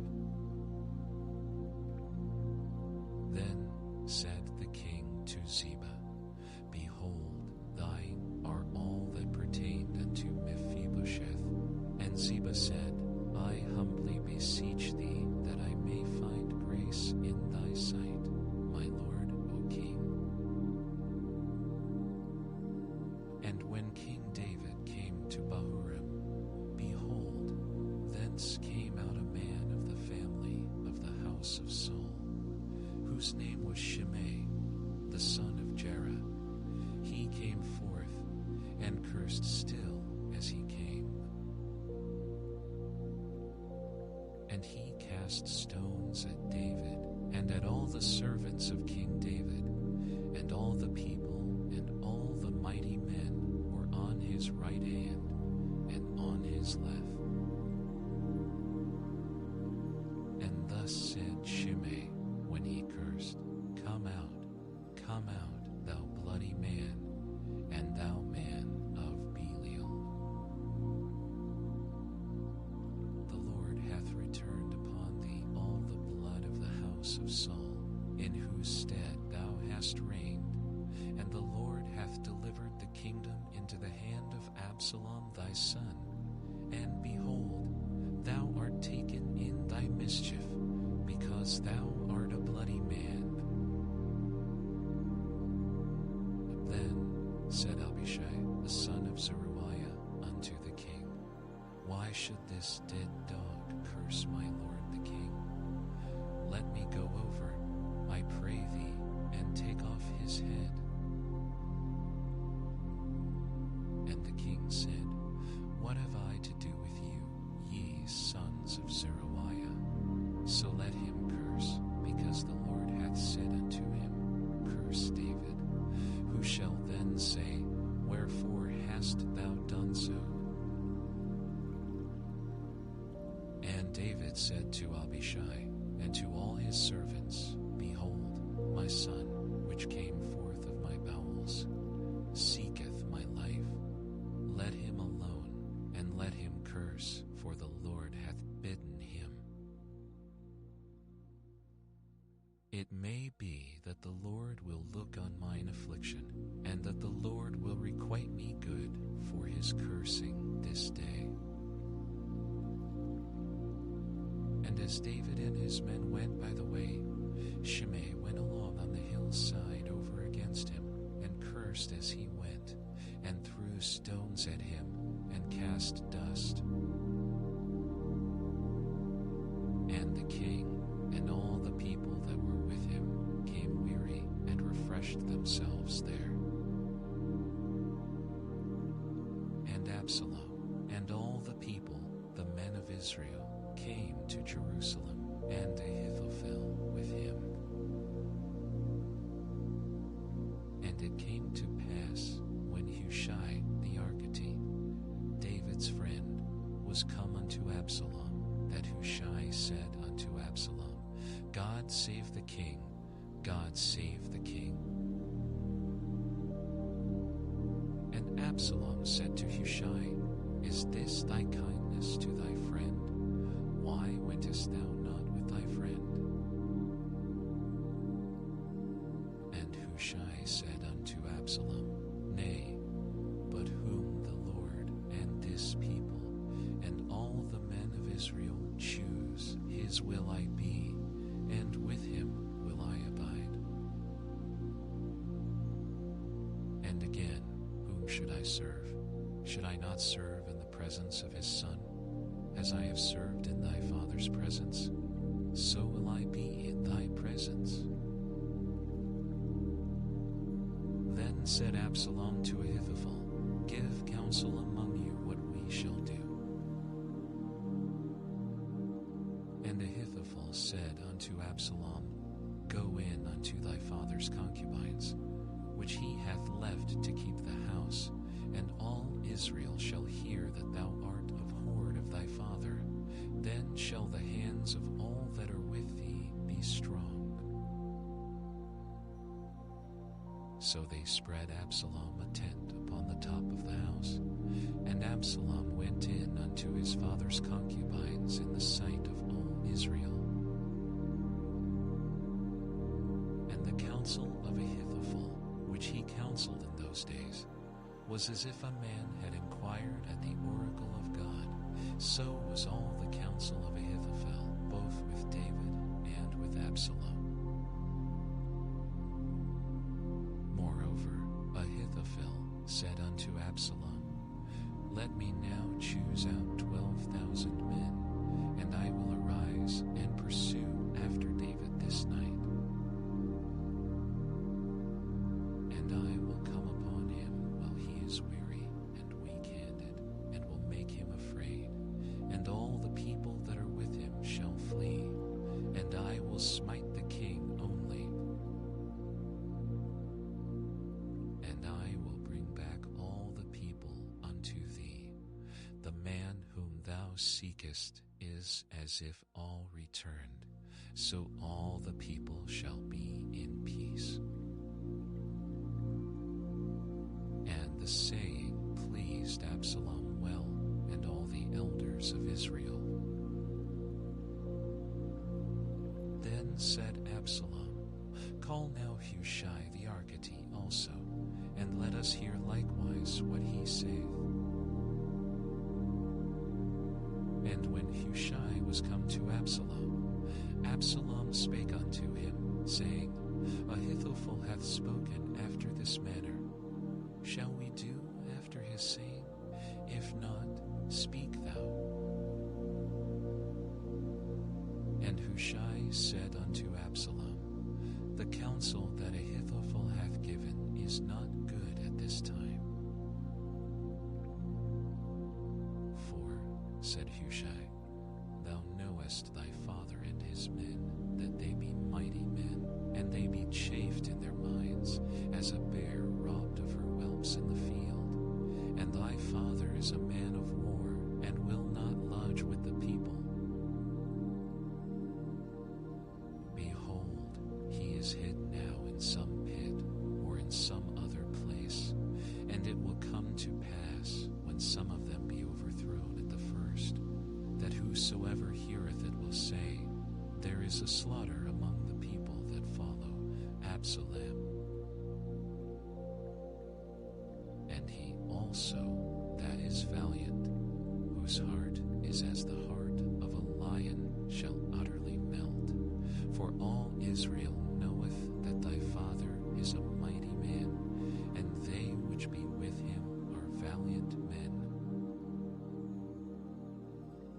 Therefore I counsel that all Israel be generally gathered unto thee, from Dan even to Beersheba, as the sand that is by the sea for multitude, and that thou go to battle in thine own person. shall we come upon him in some place where he shall be found, and we will light upon him as the dew falleth on the ground. And of him and of all the men that are with him there shall not be left so much as one. Moreover, if he be gotten into a city, then shall all Israel bring ropes to that city, and we will draw it into the river until there be not one small stone found there. And Absalom and all the men of Israel said, The counsel of Hushai the architect is better than the counsel of Ahithophel, for the Lord had appointed to defeat the good counsel of Ahithophel, to the intent that the Lord might bring evil upon Absalom. Then said Hushai unto Zadok and to Abiathar the priests, Thus and thus did Ahithophel counsel Absalom and the elders of Israel, and thus have I counseled. Now therefore send quickly, and tell David, saying, Lodge not this night in the plains of the wilderness, but speedily pass over, lest the king be swallowed up, and all the people that are with him. Now Jonathan and Ahimaaz stayed by Ian Rogel, for they might not be seen to come into the city. And a wench went and told them, and they went and told King David. Nevertheless, a lad saw them and told Absalom, but they went both of them away quickly, and came to a man's house in Bahurim, which had a well in his court, whither they went down.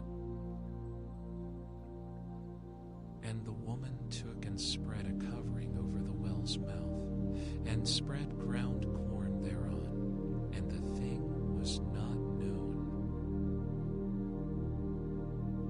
And when Absalom's servants came to the woman to the house, they said, Where is Ahimaaz and Jonathan? And the woman said unto them, They be gone over the brook of water. And when they had sought and could not find them, they returned to Jerusalem. And it came to pass, after they were departed, that they came up out of the well, and went and told King David, and said unto David, Arise, and pass quickly over the water, for thus hath Ahithophel counseled against you. Then David arose, and all the people that were with him, and they passed over Jordan. By the morning light there lacked not one of them that was not gone over Jordan. And when Ahithophel saw that his counsel was not followed, he saddled his ass, and arose, and gat him home to his house, to his city, and put his household in order, and hanged himself, and died, and was buried in the sepulchre of his father. Then David came to Mahanaim, and Absalom passed over Jordan, he and all the men of Israel with him. And Absalom made Amasa captain of the host, instead of Joab, which Amasa was a man's son, whose name was Ithra, an Israelite, that went in to Abigail, the daughter of Nahash, sister to Zeruiah Joab's mother. So Israel and Absalom pitched in the land of Gilead. And it came to pass, when David was come to Mahanaim, that Shobi, the son of Nahash, of Rabbah, of the children of Ammon, and Machir, the son of Amiel of Lo-debar, and Barzillai, the Gileadite of Rogelinim, brought beds and basins and earthen vessels, and wheat and barley and flour, and parched corn and beans and lentiles, and parched pulse.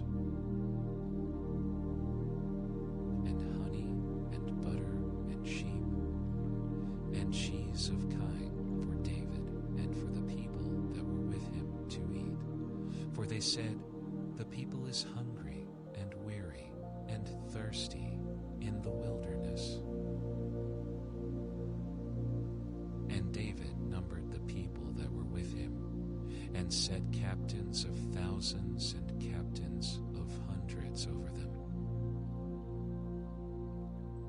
And David sent forth a third part of the people under the hand of Joab, and a third part under the hand of Abishai, the son of Zeruiah, Joab's brother, and a third part under the hand of Iditite. And the king said unto the people, "I will surely go forth with you myself also." But the people answered, "Thou shalt not go forth, for if we flee away, they will not care for us. Neither, if half of us die, will they care for us. But now thou art worth 10,000 of us. Therefore now it is better that thou succor us out of the city." And the king said unto them, "What seemeth you best I will do." And the king stood by the gate side, and all the people came out by hundreds and by thousands. And the king commanded Joab and Abishai and Ittai, saying, "Deal gently for my sake with the young man, even with Absalom." And all the people heard when the king gave all the captains charge concerning Absalom. So the people went out into the field against Israel, and the battle was in the wood of Ephraim, where the people of Israel were slain before the servants of David. And there was there a great slaughter that day of 20,000 men. For the battle was there scattered over the face of all the country, and the wood devoured more people that day than the sword devoured.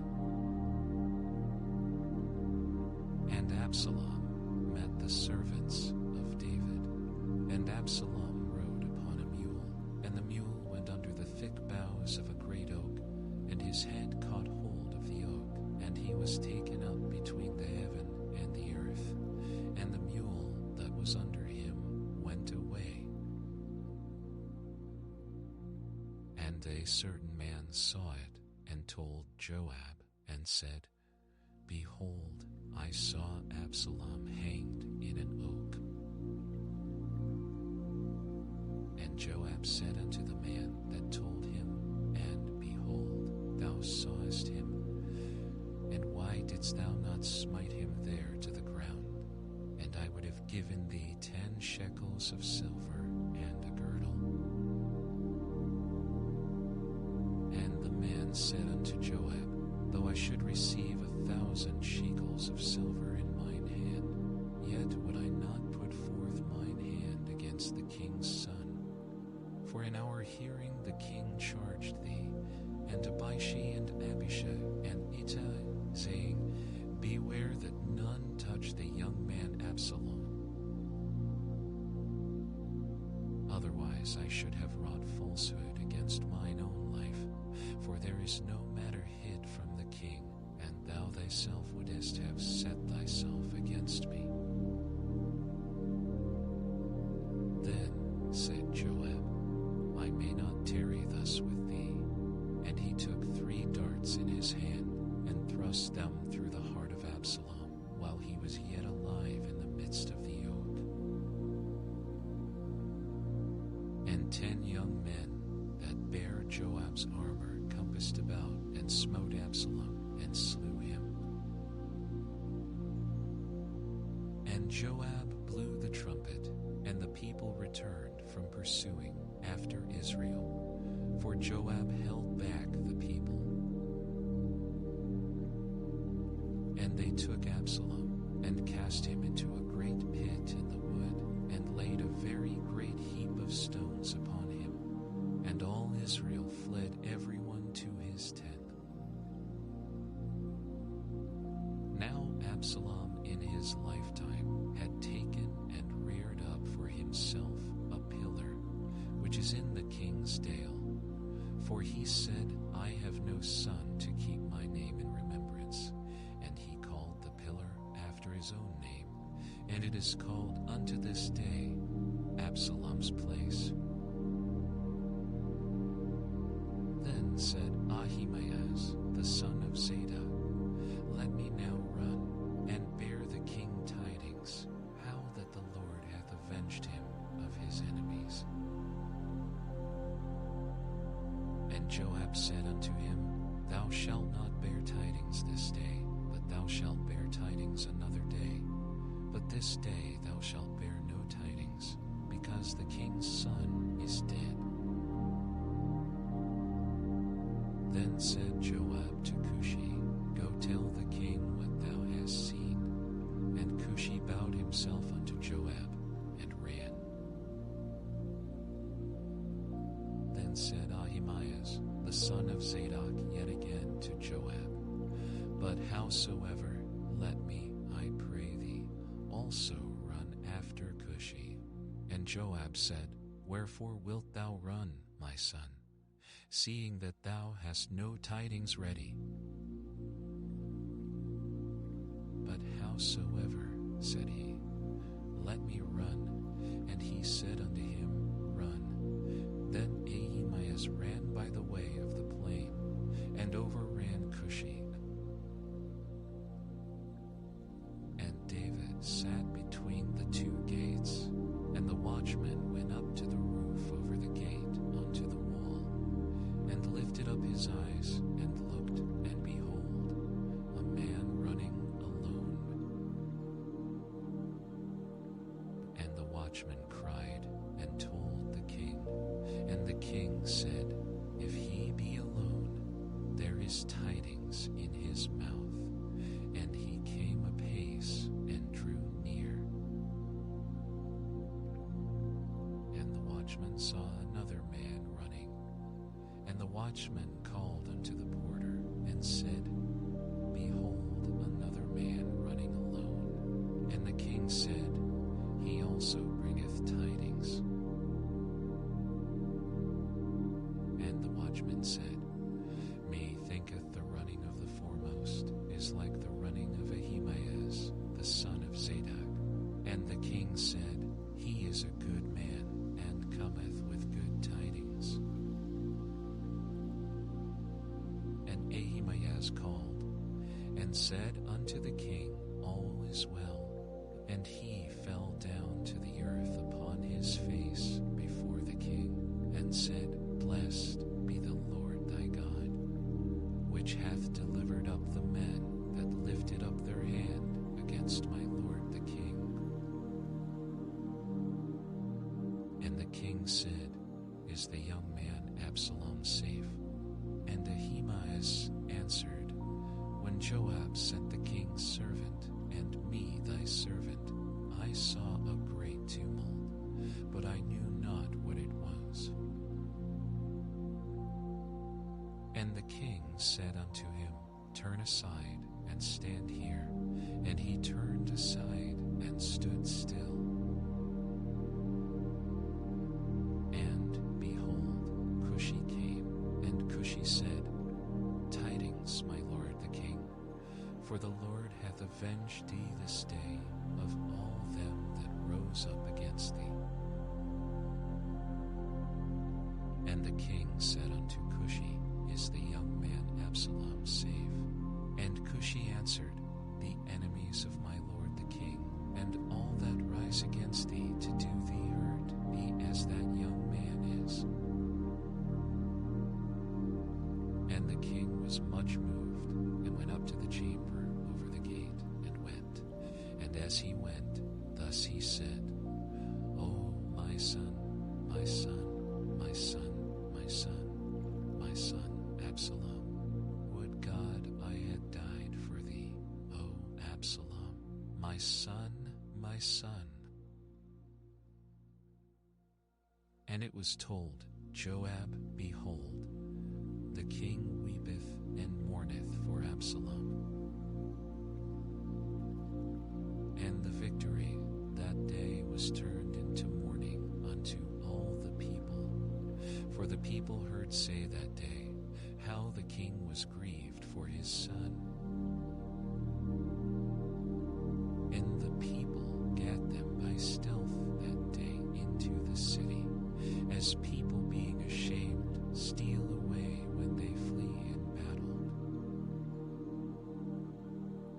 But the king covered his face, and the king cried with a loud voice, "Oh, my son, Absalom, my son, my son, my son."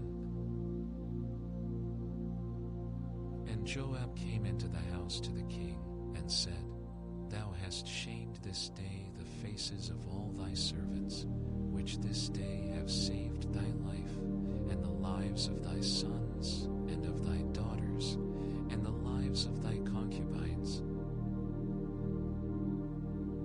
in that thou lovest thine enemies, and hatest thy friends. For thou hast declared this day that thou regardest neither princes nor servants. For this day I perceive that if Absalom had lived, and all we had died this day, then it had pleased thee well. Now therefore arise, go forth, and speak comfortably unto thy servants. For I swear by the Lord, if thou go not forth, there will not tarry one with thee this night, and that will be worse unto thee than all the evil that befell thee from thy youth until now." Then the king arose and sat in the gate, and they told unto all the people, saying, "Behold, the king doth sit in the gate." And all the people came before the king, for Israel had fled every man to his tent. And all the people were at strife throughout all the tribes of Israel, saying, "The king saved us out of the hand of our enemies, and he delivered us out of the hand of the Philistines. And now he is fled out of the land for Absalom. And Absalom, whom we anointed over us, is dead in battle. Now therefore, why speak ye not a word of bringing the king back?" And King David sent to Zadok and to Abiathar the priests, saying, "Speak unto the elders of Judah, saying, Why are ye the last to bring the king back to his house, seeing the speech of all Israel is come to the king, even to his house? Ye are my brethren, ye are my bones and my flesh. Wherefore then are ye the last to bring back the king? And say ye to Amasa, Art thou not of my bone and of my flesh? God do so to me, and more also, if thou be not captain of the host before me continually in the room of Joab. And he bowed the heart of all the men of Judah, even as the heart of one man, so that they sent this word unto the king, Return thou and all thy servants. So the king returned and came to Jordan, and Judah came to Gilgal to go to meet the king, to conduct the king over Jordan. And Shimei, the son of Jerah, a Benjamite, which was of Bahurim, hasted and came down with the men of Judah to meet King David. And there were 1,000 men of Benjamin with him, and Ziba the servant of the house of Saul, and his 15 sons, and his 20 servants with him. And they went over Jordan before the king. And there went over a ferry boat to carry over the king's household, and to do what he thought good. And Shimei, the son of Jerah, fell down before the king, as he was come over Jordan.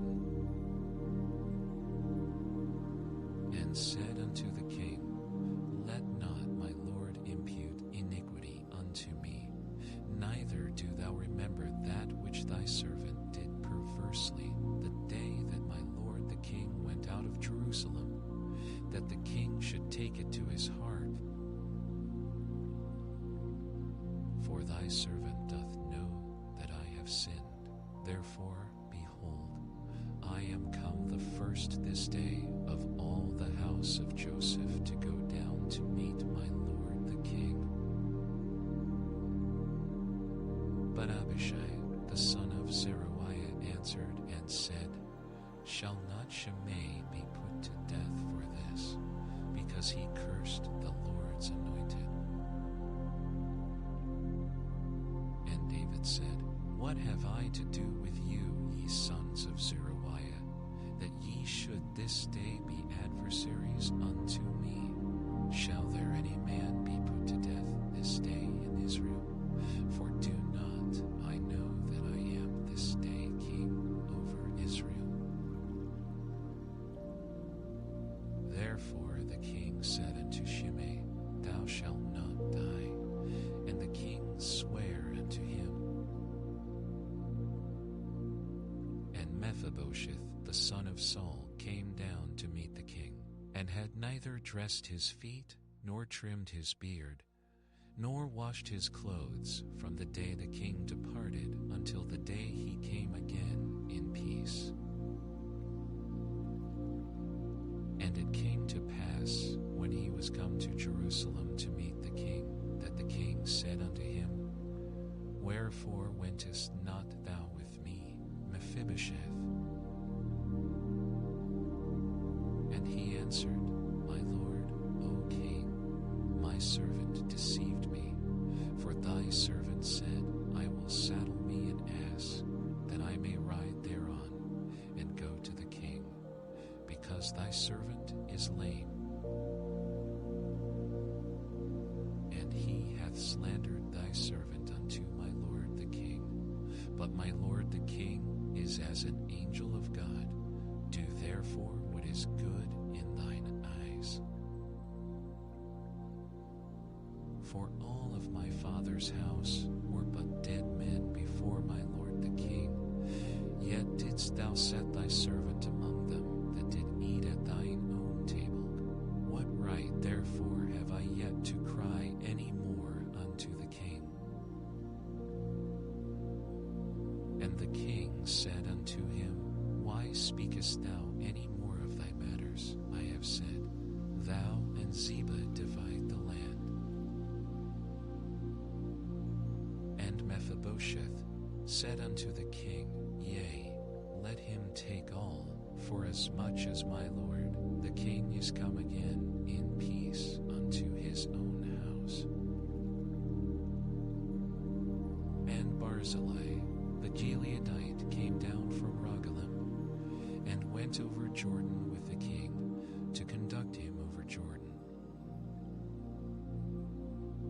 Now Barzillai was a very aged man, even 80 years old, and he had provided the king of sustenance while he lay at Mahanaim, for he was a very great man. And the king said unto Barzillai, Come thou over with me, and I will feed thee with me in Jerusalem. And Barzillai said unto the king, How long have I to live, that I should go up with the king unto Jerusalem? I am this day 80 years old, and can I discern between good and evil? Can thy servant taste what I eat, or what I drink? Can I hear any more the voice of singing men and singing women? Thy servant will go a little way over Jordan with the king, and why should the king recompense me with such a reward? Let thy servant, I pray thee, turn back again, that I may die in mine own city, and be buried by the grave of my father and of my mother.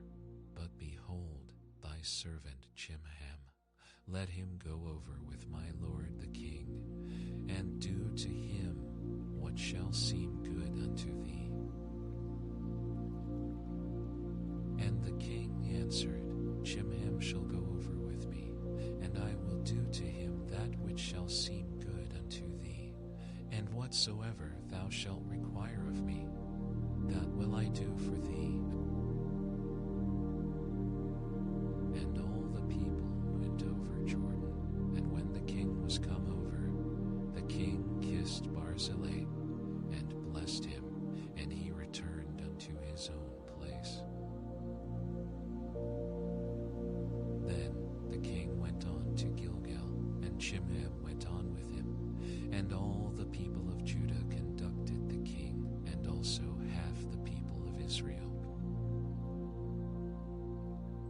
And behold, all the men of Israel came to the king, and said unto the king, Why have our brethren, the men of Judah, stolen thee away, and have brought the king and his household, and all David's men with him, over Jordan? And all the men of Judah answered the men of Israel, Because the king is near of kin to us. Wherefore then be ye angry for this matter? Have we eaten at all of the king's cost, or hath he given us any gift? And the men of Israel answered the men of Judah, and said, We have 10 parts in the king, and we have also more right in David than ye. Why then did ye despise us, that our advice should not be first had in bring back our king? And the words of the men of Judah were fiercer than the words of the men of Israel. And there happened to be there a man of Belial, whose name was Sheba, the son of Bishri, a Benjamite. And he blew a trumpet, and said, We have no part in David, neither have we inheritance in the son of Jesse. Every man to his tents, O Israel. So every man of Israel went up from after David, and followed Sheba the son of Bichri. But the men of Judah clave unto their king, from Jordan even to Jerusalem. And David came to his house at Jerusalem, and the king took the 10 women his concubines, whom he had left to keep the house, and put them in ward, and fed them, but went not in unto them. So they were shut up unto the day of their death, living in widowhood. Then said the king to Amasa, Assemble me the men of Judah within 3 days, and be thou here present. So Amasa went to assemble the men of Judah, but he tarried longer than the set time which he had appointed him. And David said to Abishai, Now shall Sheba the son of Bishri do us more harm than did Absalom. Take thou thy Lord's servants, and pursue after him, lest he get him fenced cities, and escape us. And there went out after him Joab's men, and the Cherethites, and the Pelethites, and all the mighty men. And they went out of Jerusalem to pursue after Sheba the son of Bichri.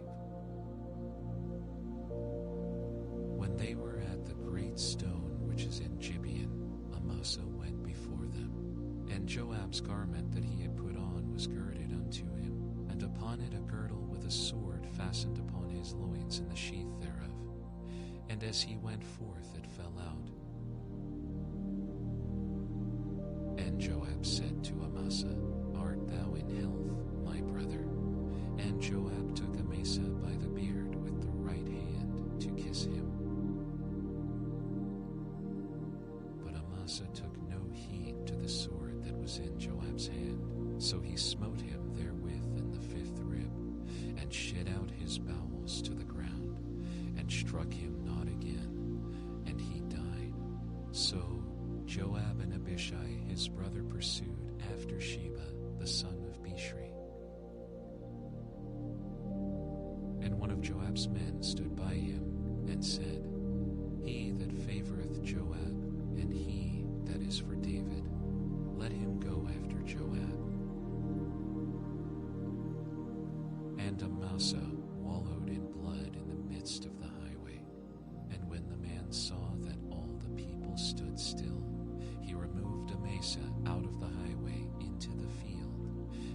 cast a cloth upon him when he saw that everyone that came by him stood still.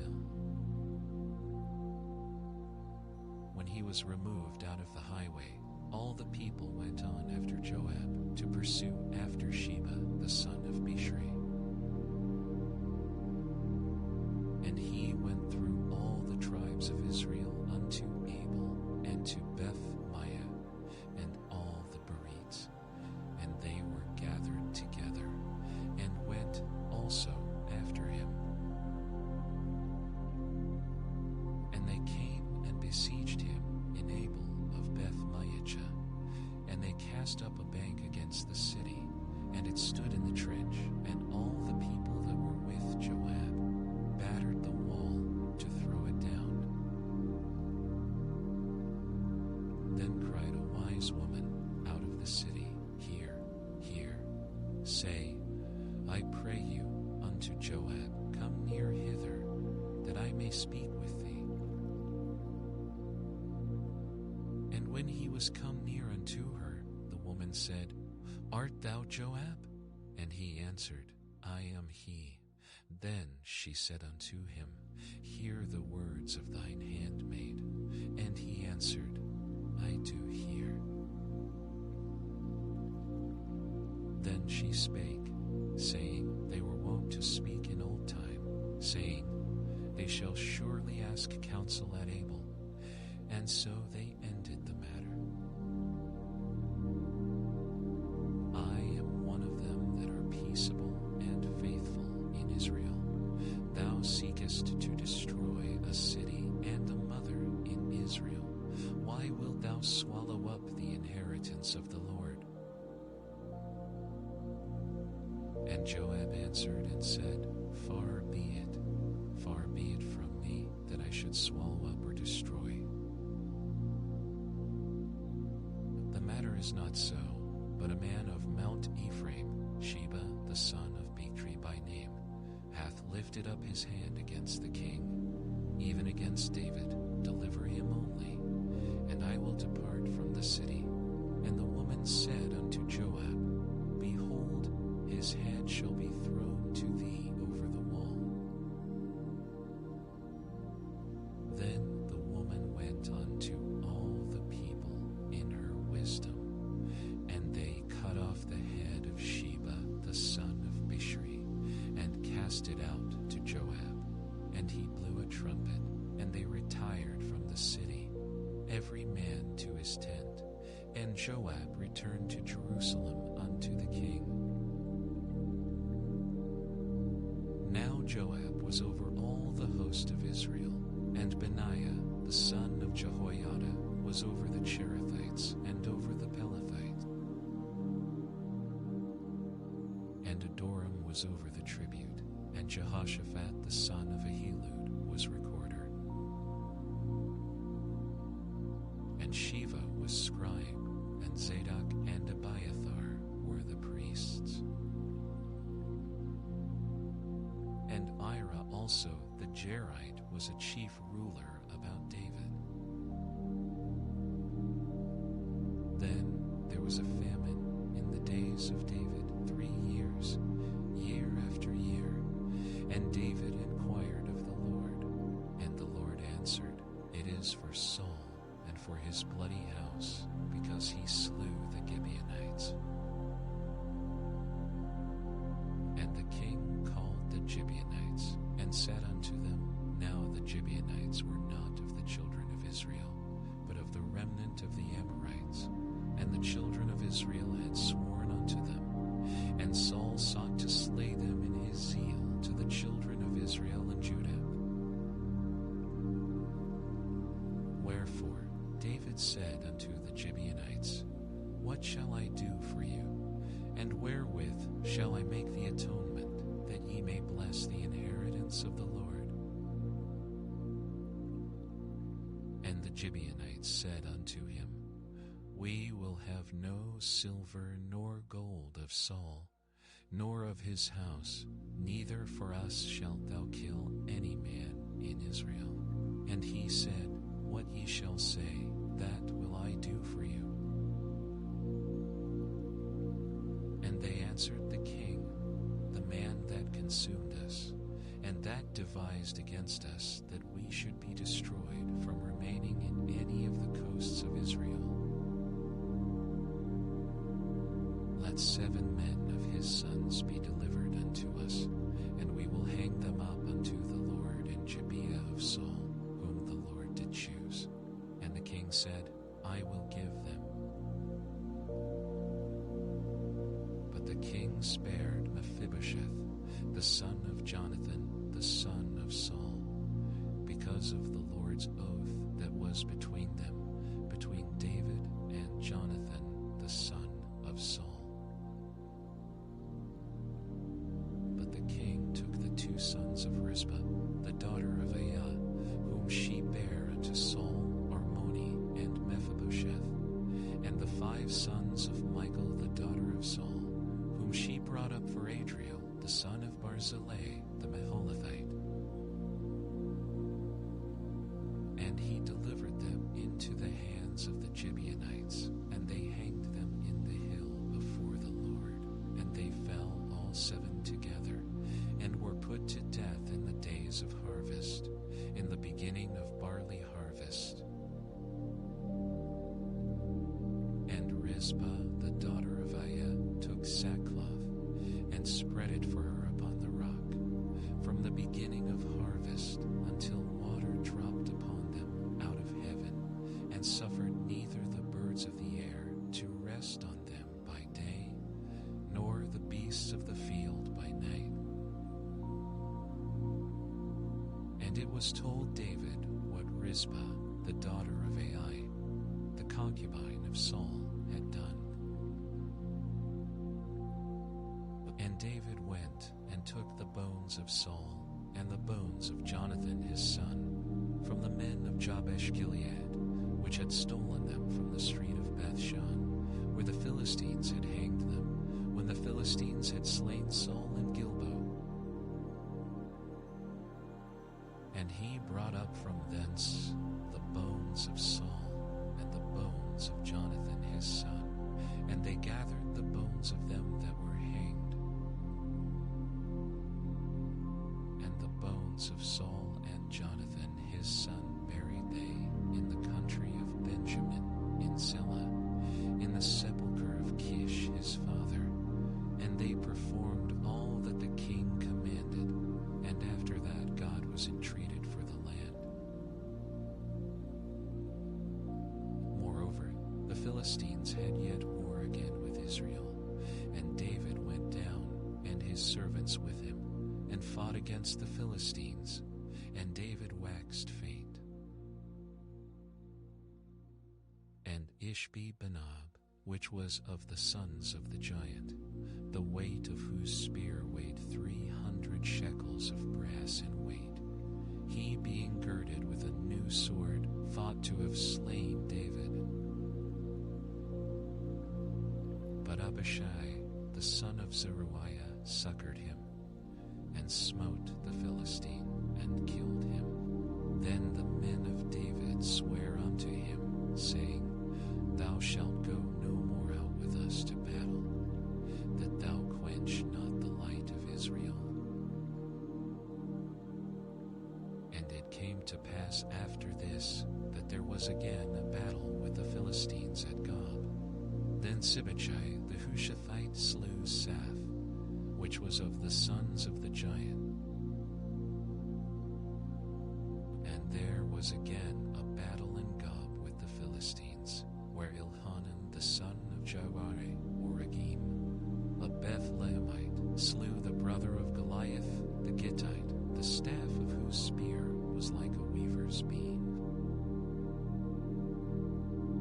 And there was yet a battle in Gath, where was a man of great stature, that had on every hand 6 fingers, and on every foot 6 toes, 24 in number, and he also was born to the giant. And when he defied Israel, Jonathan the son of Shimea, the brother of David, slew him. These 4 were born to the giant.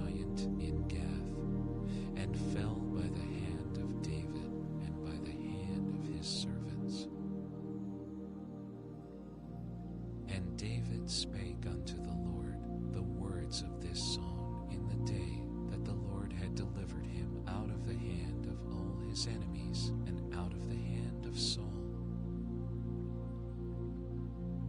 And he said, "The Lord is my rock and my fortress and my deliverer, the God of my rock. In him will I trust. He is my shield and the horn of my salvation, my high tower and my refuge. My Savior, thou savest me from violence. I will call on the Lord, who is worthy to be praised. So shall I be saved from mine enemies. When the waves of death compassed me, the floods of ungodly men made me afraid. The sorrows of hell compassed me about. The snares of death prevented me. In my distress I called upon the Lord and cried to my God, and he did hear my voice out of his temple, and my cry did enter into his ears. Then the earth shook and trembled. The foundations of heaven moved and shook, because he was wroth. There went up a smoke out of his nostrils, and fire out of his mouth devoured. Coals were kindled by it. He bowed the heavens also, and came down, and darkness was under his feet. And he rode upon a cherub, and did fly, and he was seen upon the wings of the wind. And he made darkness pavilions round about him, dark waters and thick clouds of the skies. Through the brightness before him were coals of fire kindled. The Lord thundered from heaven, and the Most High uttered his voice. And he sent out arrows and scattered them, lightning and discomfited them. And the channels of the sea appeared. The foundations of the world were discovered at the rebuking of the Lord, at the blast of the breath of his nostrils. He sent from above. He took me. He drew me out of many waters. He delivered me from my strong enemy and from them that hated me, for they were too strong for me. They prevented me in the day of my calamity, but the Lord was my stay. He brought me forth also into a large place. He delivered me because he delighted in me. The Lord rewarded me according to my righteousness, according to the cleanness of my hands hath he recompensed me. For I have kept the ways of the Lord, and have not wickedly departed from my God. For all his judgments were before me, and as for his statutes, I did not depart from them. I was also upright before him, and have kept myself from mine iniquity. Therefore the Lord hath recompensed me according to my righteousness, according to my cleanness in his eyesight. With the merciful thou wilt show thyself merciful, and with the upright man thou wilt shew thyself upright. With the pure thou wilt show thyself pure, and with the froward thou wilt shew thyself unsavory. And the afflicted people thou wilt save, but thine eyes are upon the haughty, that thou mayest bring them down. For thou art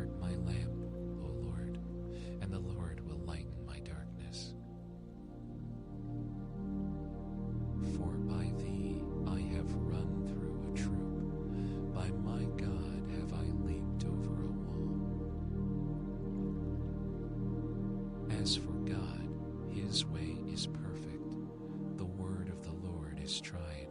He is a buckler to all them that trust in Him. For who is God, save the Lord? And who is a rock, save our God? God is my strength and power, and He maketh my way perfect. He maketh my feet like hinds' feet, and setteth me upon my high places. He teacheth my hands to war, so that a bow of steel is broken by mine arms. Thou hast also given me the shield of thy salvation, and thy gentleness hath made me great. Thou hast enlarged my steps under me, so that my feet did not slip. I have pursued mine enemies and destroyed them, and turned not again until I had consumed them. And I have consumed them and wounded them, that they could not arise. Yea, they are fallen under my feet. For thou hast girded me with strength to battle. Them that rose up against me hast thou subdued under me. Thou hast also given me the necks of mine enemies, that I might destroy them that hate me. They looked, but there was none to save, even unto the Lord, but He answered them not. Then did I beat them as small as the dust of the earth. I did stamp them as the mire of the street, and did spread them abroad. Thou also hast delivered me from the strivings of my people. Thou hast kept me to be head of the heathen. A people which I knew not shall serve me. Strangers shall submit themselves unto me. As soon as they hear, they shall be obedient unto me. Strangers shall fade away, and they shall be afraid out of their close places. The Lord liveth, and blessed be my rock, and exalted be the God of the rock of my salvation. It is God that avengeth me, and that bringeth down the people under me, and that bringeth me forth from mine enemies. Thou also hast lifted me up on high above them that rose up against me. Thou hast delivered me from the violent man. Therefore I will give thanks unto Thee, O Lord, among the heathen, and I will sing praises unto Thy name. He is the tower of salvation for His king, and sheweth mercy to His anointed, unto David, and to His seed forevermore.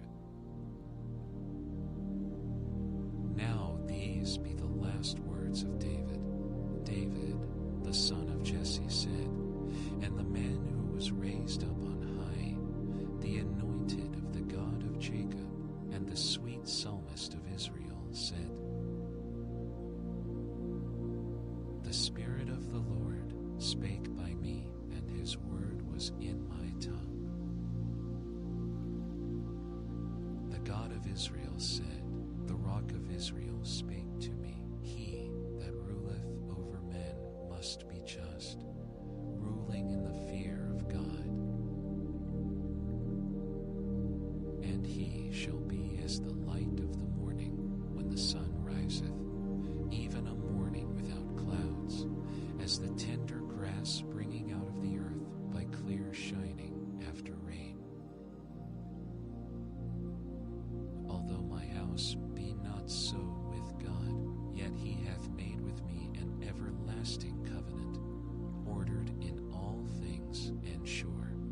For this is all my salvation and all my desire, although he make it not to grow. But the sons of Belial shall be all of them as thorns thrust away, because they cannot be taken with hands. But the man that shall touch them must be fenced with iron and the staff of a spear, and they shall be utterly burned with fire in the same place.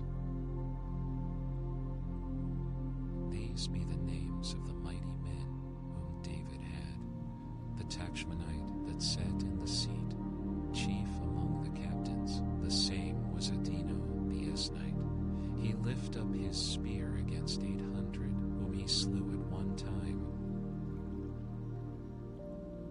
And after him was Eleazar, the son of Dodo the Ahohite, one of the three mighty men with David, when they defied the Philistines that were there, gathered together to battle, and the men of Israel were gone away. He arose and smote the Philistines until his hand was weary, and his hand clave unto the sword. And the Lord wrought a great victory that day, and the people returned after him only to spoil. And after him was Shammah the son of Agi, the Hararite, and the Philistines were gathered together into a troop, where was a piece of ground full of lentils, and the people fled from the Philistines. But he stood in the midst of the ground and defended it, and slew the Philistines, and the Lord wrought a great victory. And 3 of the 30 chief went down, and came to David in the harvest time unto the cave of Adullam, and the troop of the Philistines pitched in the valley of Rephaim. And David was then in an hold, and the garrison of the Philistines was then in Bethlehem. And David longed and said, "Oh, that one would give me drink of the water of the well of the Web, which is by the gate." And the 3 mighty men brake through the host of the Philistines, and drew water out of the well of Bethlehem that was by the gate, and took it, and brought it to David. Nevertheless he would not drink thereof, but poured it out unto the Lord. And he said, "Be it far from me, O Lord, that I should do this. Is not this the blood of the men that went in jeopardy of their lives?" Therefore he would not drink it. These things did these 3 mighty men. And Abishai, the brother of Joab, the son of Zeruiah, was chief among 3, and he lifted up his spear against 300, and slew them, and had the name among 3. Was he not most honorable of 3? Therefore he was their captain. Howbeit he attained not unto the first 3. And Benaiah the son of Jehoiada, the son of a valiant man of Kabzeel, who had done many acts, he slew 2 lion-like men of Moab. He went down also and slew a lion in the midst of a pit in time of snow. And he slew an Egyptian, a goodly man, and the Egyptian had a spear in his hand, but he went down to him with a staff, and plucked the spear out of the Egyptian's hand, and slew him with his own spear. These things did Benaiah, the son of Jehoiada, and had the name among 3 mighty men. He was more honorable than the 30, but he attained not to the first 3, and David set him over his guard. brother of Joab, was one of the 30, Elhanan, the son of Dodo of Bethlehem.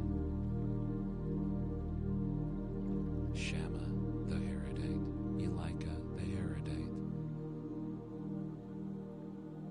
Helez the Paltite, Ira the son of Ikesh the Tekoite.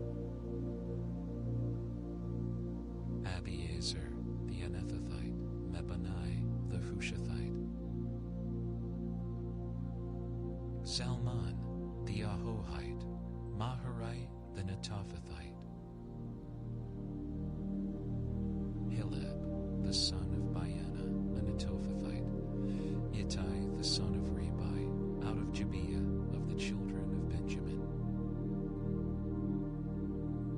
Benaiah the Pirathonite, Hiddai of the brooks of Gaiash. Abi Albon the Arbathite, Asmaveth the Barhumite. Eliabah the Shalbonite, of the sons of Jeshen, Jonathan. Shammah the Hararite, Ahiam the son of Sharar the Horarite.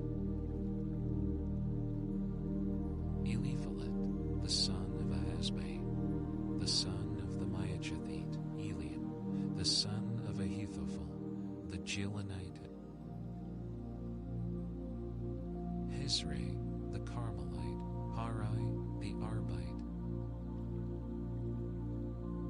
Igal the son of Nathan of Zobah, Bani the Gadite. Zelek the Ammonite, Naharai the Beerothite, armor-bearer to Joab the son of Zeruiah. Ira and Ithrite, Gareb and Ithrite. Uriah the Hittite, 37 in all. And again, the anger of the Lord was kindled against Israel, and he moved David against them to say, Go, number Israel and Judah. For the king said to Joab, the captain of the host, which was with him, Go now through all the tribes of Israel, from Dan even to Beer, Sheba, and number ye the people, that I may know the number of the people. And Joab said unto the king, Now the Lord thy God add unto the people, how many soever they be, 100-fold, and that the eyes of my lord the king may see it. But why doth my lord the king delight in this thing? Notwithstanding, the king's word prevailed against Joab and against the captains of the host. And Joab and the captains of the host went out from the presence of the king to number the people of Israel. And they passed over Jordan and pitched in Aroer on the right side of the city that lieth in the midst of the river of Gad, and toward Jazer. Then they came to Gilead, and to the land of Tatim Hodshi, and they came to Dan Jayan, and about to Sidon, and came to the stronghold of Tyre, and to all the cities of the Avites, and of the Canaanites, and of the Canaanites, and they went out to the south of Judah, even to Beersheba.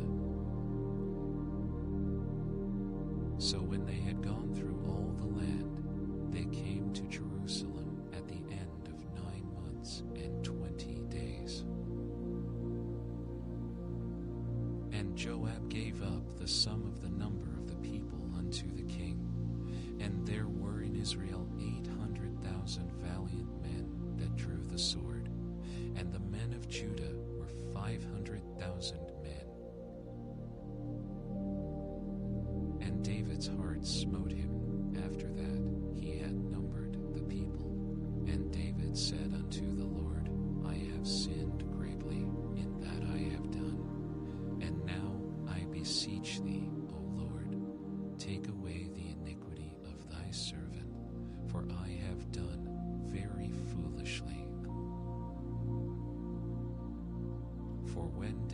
rose up in the morning, the word of the Lord came unto the prophet Gad, David's seer, saying,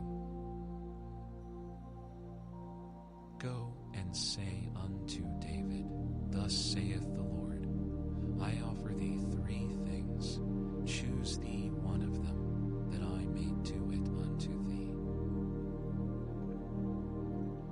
So Gad came to David, and told him, and said unto him, Shall 7 years of famine come unto thee in thy land? Or wilt thou flee 3 months before thine enemies, while they pursue thee? Or that there be 3 days pestilence in thy land? Now advise, and see what answer I shall return to him that sent me. And David said unto Gad, I am in a great strait. Let us fall now into the hand of the Lord, for his mercies are great, and let me not fall into the hand of man. So the Lord sent a pestilence upon Israel from the morning even to the time appointed, and there died of the people from Dan even to Beer-sheba 70,000 men. And when the angel stretched out his hand upon Jerusalem to destroy it, the Lord repented him of the evil, and said to the angel that destroyed the people, It is enough, stay now thine hand. And the angel of the Lord was by the threshing place of Araunah the Jebusite.